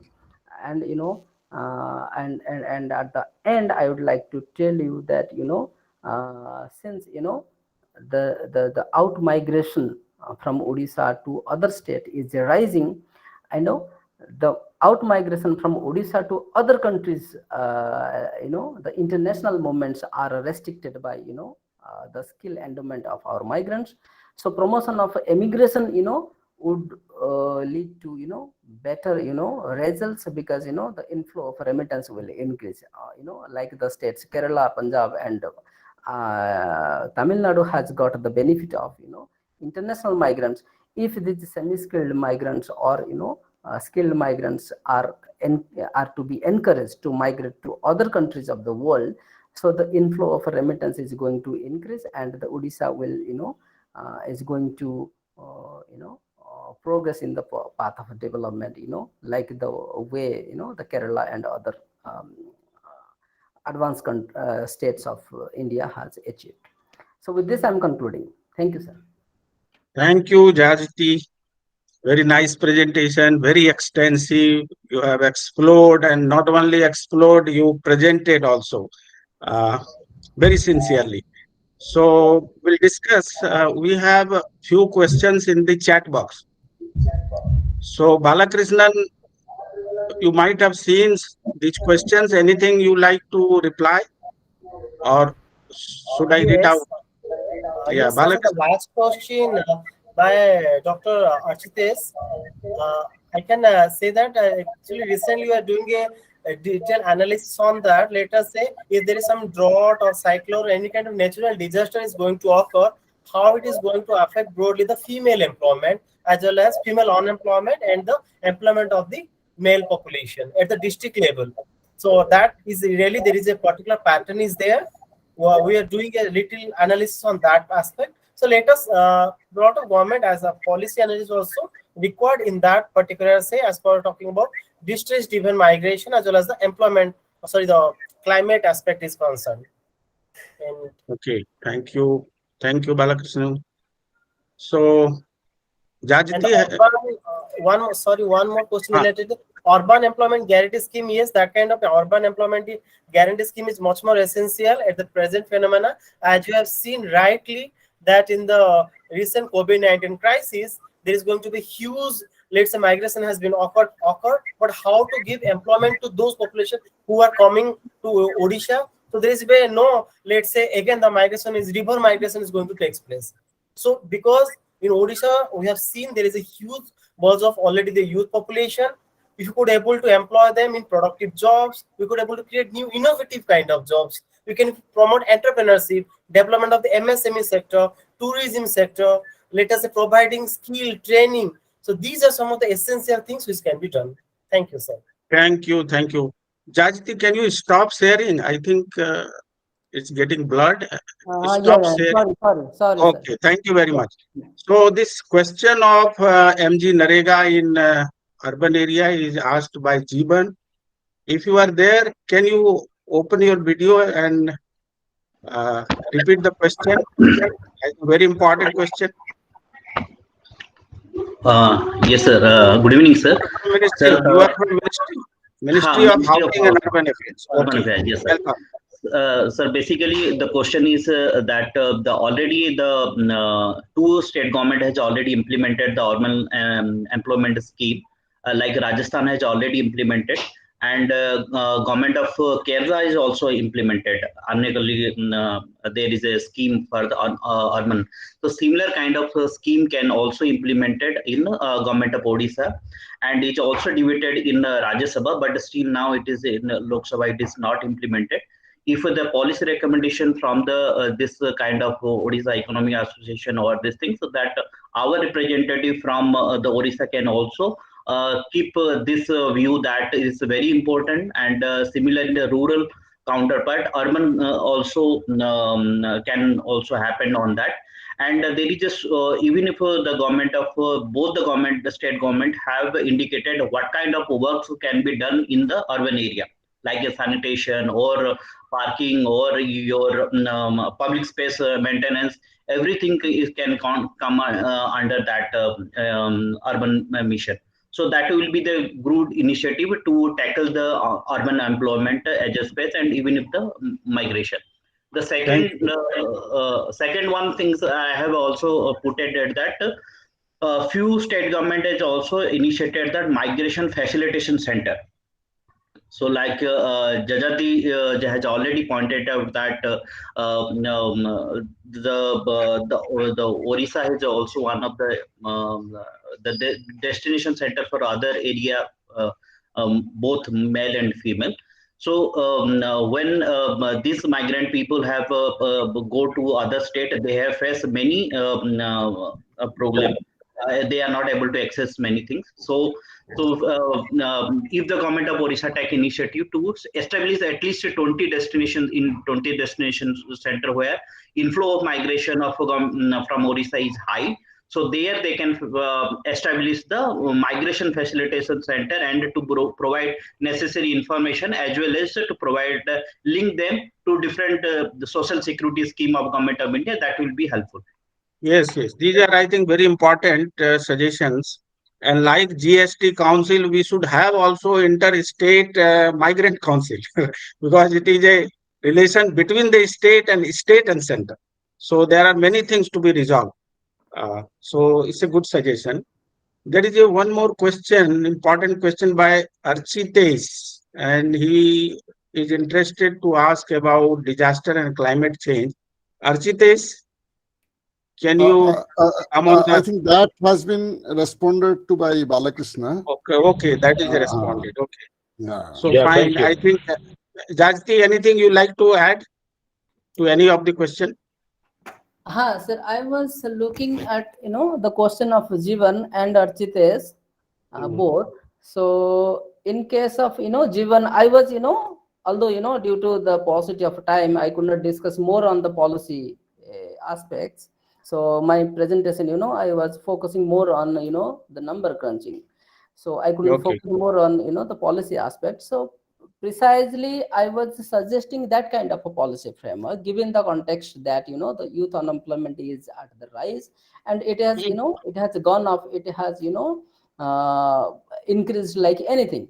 And over and above to the youth unemployment, the NEET population particularly, when we see the NEET population at all India level, it is it has reached about 100 million. So that means 10 crore youth, those who have completed their education, they are neither in the workforce nor in the unemployed category. So that they can be called as a discouraged levels. So they are not searching job. So over and above 25 million unemployed.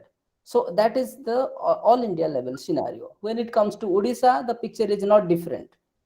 A similar kind of picture Bala is already has presented that. So if we can, take migration facilitation centers like, the government of Kerala, continue to do for last 3 decades, even more than that. So that means, our, youth who are, not getting job in Odisha, or, they are not in a position to move to other states of Odisha. So if the government of, Odisha could come out with, facilitation center, they could come out A with lot of information discussion going on.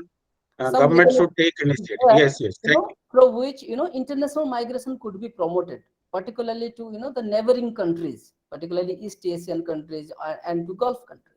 Gulf country, although there are several dimensions is there, the religion dimension is there, other dimension is there, but at least we could facilitate our migrants to move to East Asian countries and the Oceania regions like Australia and New Zealand, and to North America, particularly Canada. In Canada, Canada is a major destination for Punjab migrants.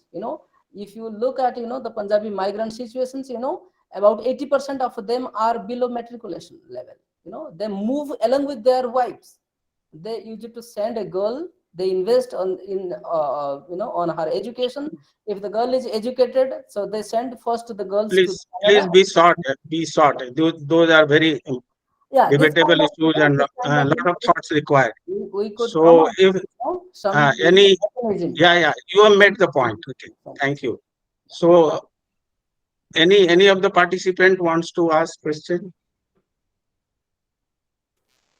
If not, yeah, go No, ahead. I was thinking Professor Deepak Misra, because he has done so much Deepak of work. Misra, yes. Professor Misra, you have any comments? You have done a lot of work. Comments, yeah. Thank you. Just 2 comments, 2 very brief comments on these 2 very excellent presentations. But I'm slightly, worried about the conclusions that the 2 extremely talented young economists have drawn. I mean, Balakrishna's presentation is not only about the employment crisis, right? It very rightly brings us to the question of the failure of the development model itself, whereby you think that by increasing levels of economic growth primarily through a kind of extractive development, you can create a process of inclusive growth through various kinds of government intervention, which is, in a very crude manner, I'm saying, is the broad claim of Odisha model. So we see that that's clearly not working, and the kind of employment scenario that you are presenting, let's remember, has happened. Employment and non-employment scenario has happened in periods of relative prosperity where poverty is supposed to be declining, right? So that means that it's not just tinkering with 1 or 2 government programs here and there, but probably a broader rethinking of the development path. So in that context, I found your hope on the gig economy to provide better employment opportunities a bit, intriguing at least.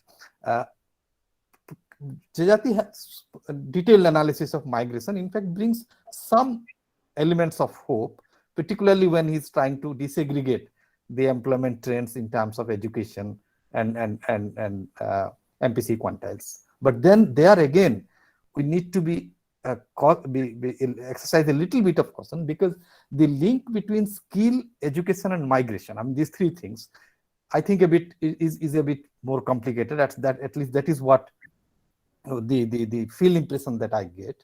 A secondary level of education is probably is the minimum threshold level that of education that you need to negotiate with the changing economy outside, particularly if you are going to the urban areas. But if you look at the skill profile of migrants, they are still learning skills mostly informally and then joining the jobs. While his broad assertion about the graduate and above category, it seems to be correct. But for those who are, let us say, having only secondary education, that I believe is not skill acquisition at all. We need to have more comprehensive, skill development policies at that. And I think these are two of my comments. Thank you, both of you. Thank you, Professor Misra, for nice comments and insightful comments. I see Professor Panda is also here. Professor Manoj Panda, would you like to say something? No, thank you, Professor Bhagat. Basically, it was interesting presentation, though, I had some problems in connections in between. I have only one thing, the fact that the group, what Professor Misra also was just telling, that growth and employment linkage is getting weaker and weaker. In that case, how do we design policies for income support? I think that has to be addressed in the context of particularly those who are not able to migrate. Those who are able to migrate, they might have some opportunities, but that also, one might question that, to what extent they have, or under what circumstances they are having the opportunities. But how do we design, as we move forward, how do we design income distribution schemes? I think that will attract possibly more attention, and the younger people should devote attention towards that. Yeah, thank you. Professor Panda, would you like to support universal basic income? Oh. What is your opinion? Well, that's a difficult question, Yeah. but I do feel that, given that the current technological changes that is taking place,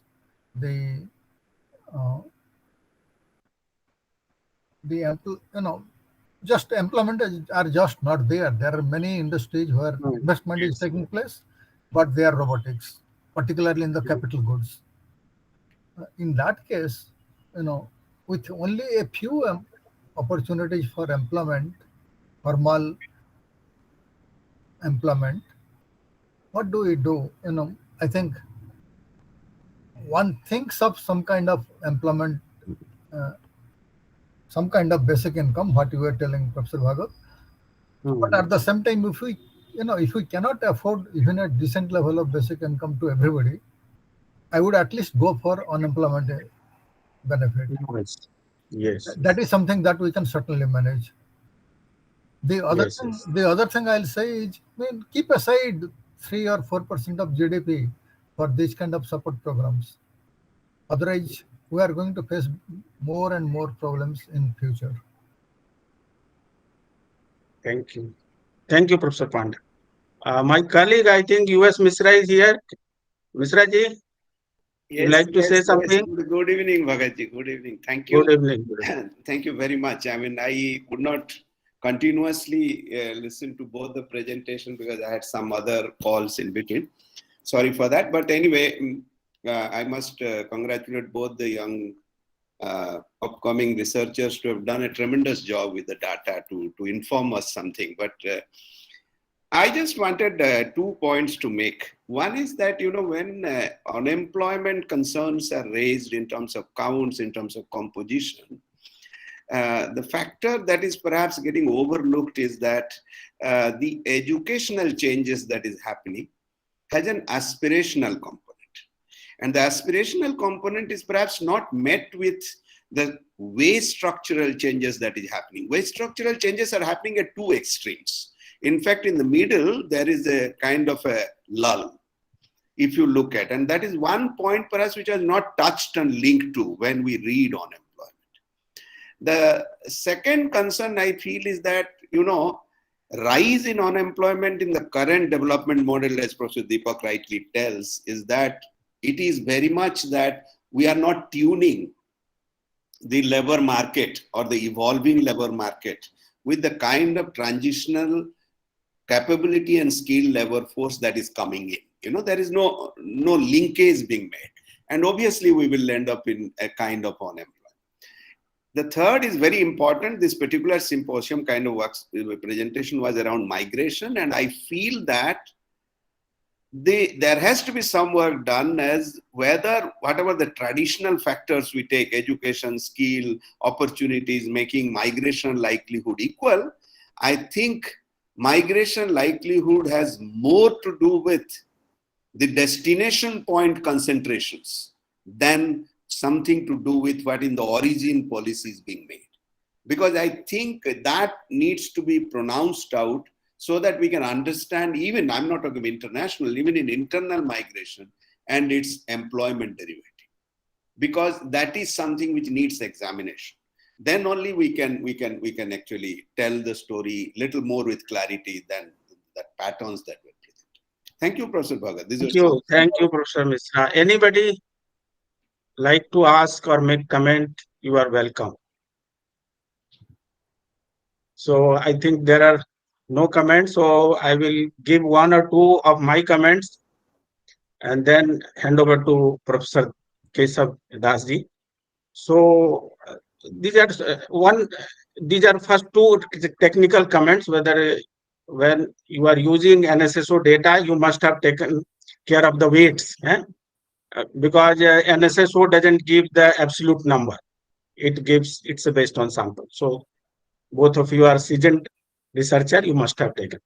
Yes. Second thing that I have been particularly concerned about, when you use NSSO data and take residential migration, means change of residence, you find that higher the income, higher will be the migration, wealth quintile, what you are saying. But there is another definition in NSSO, that is the short-term migration. And if you take that one, that is during last 1 year, anybody of member of your household has gone for work more than now it is 15 days, more than 15 days, but less than 6 months during last 65 days. So that if you take, then SC, ST, poor people, they will having higher migration rate. So that data is also there. So that is you can take care of, because this gives an impression that only, okay, that's higher, it's a cumulative migration and it is more for income and higher wages. But there is some sort of survival migration also in our country. So that is one comment.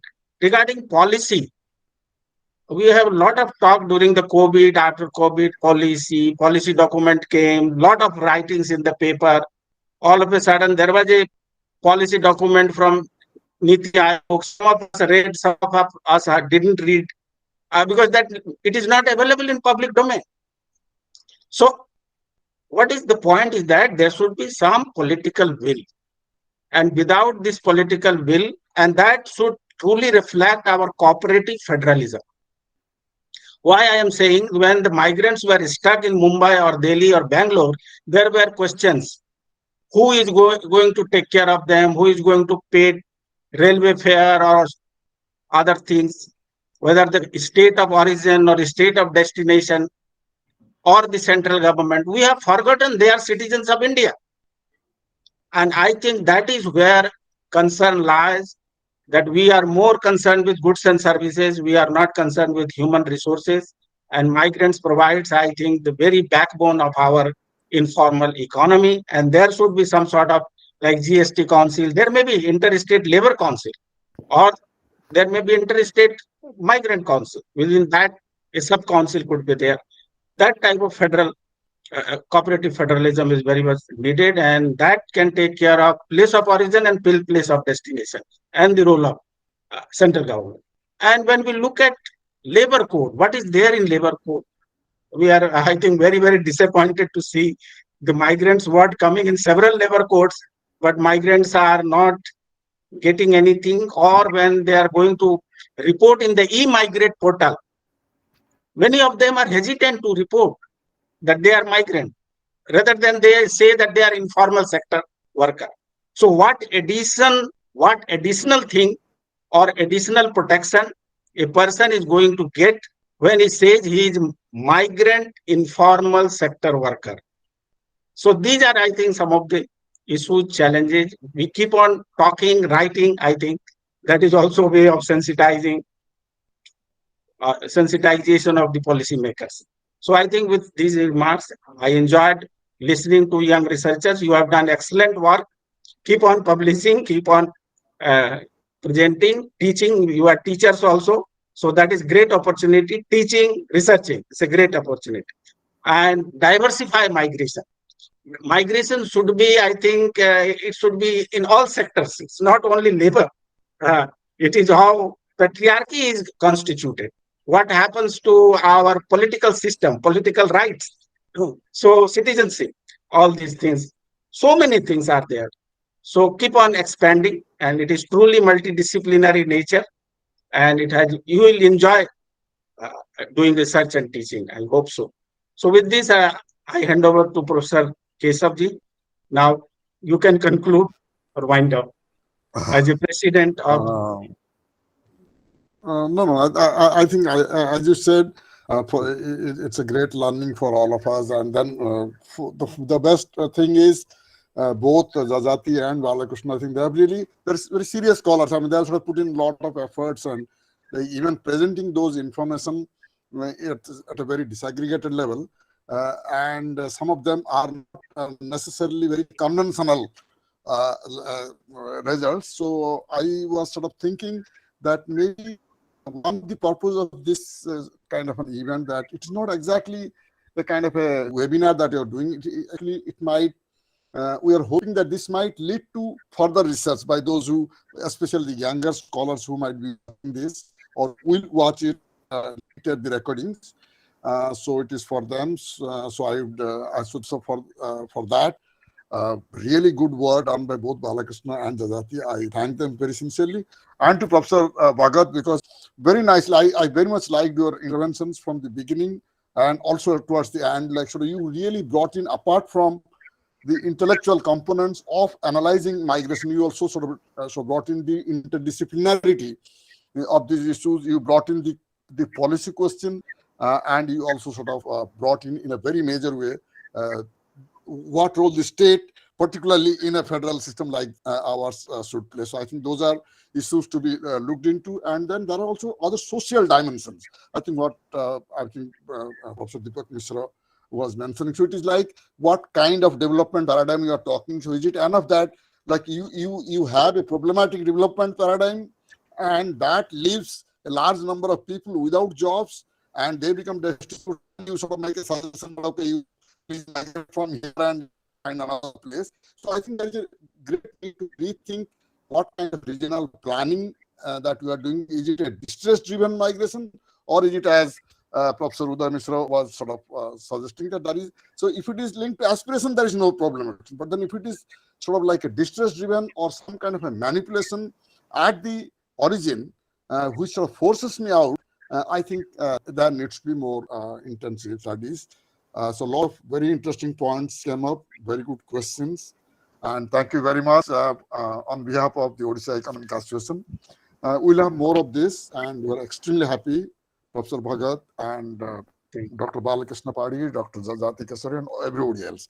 So I now will request Amarendra to actually switch off and say a few words. Thank you, everybody. Thank you. Yeah, thanks a lot. No, I would like to just formally thank all of you, but especially two speakers and the moderator, Dr. Jajati Parida, Dr. Balakrishna Padi, Professor Bhagat, for very enlightening talks and discussion. Balakrishna and Jajati have done in-depth analysis of the data, and I'm sure when the lecture will be available on the YouTube channel of our association. Many would like to watch again and again and get the data from this. And I'm referring to the people who are asking for the PPT. It will be very much useful to them. So many people can take up research from this. So thank you so much again. And special thanks to Professor Keshav Das, the president, for inviting all the speakers. And so with this, I think you can conclude. Thank you so much. Thank you. Thank you to all. Thank you.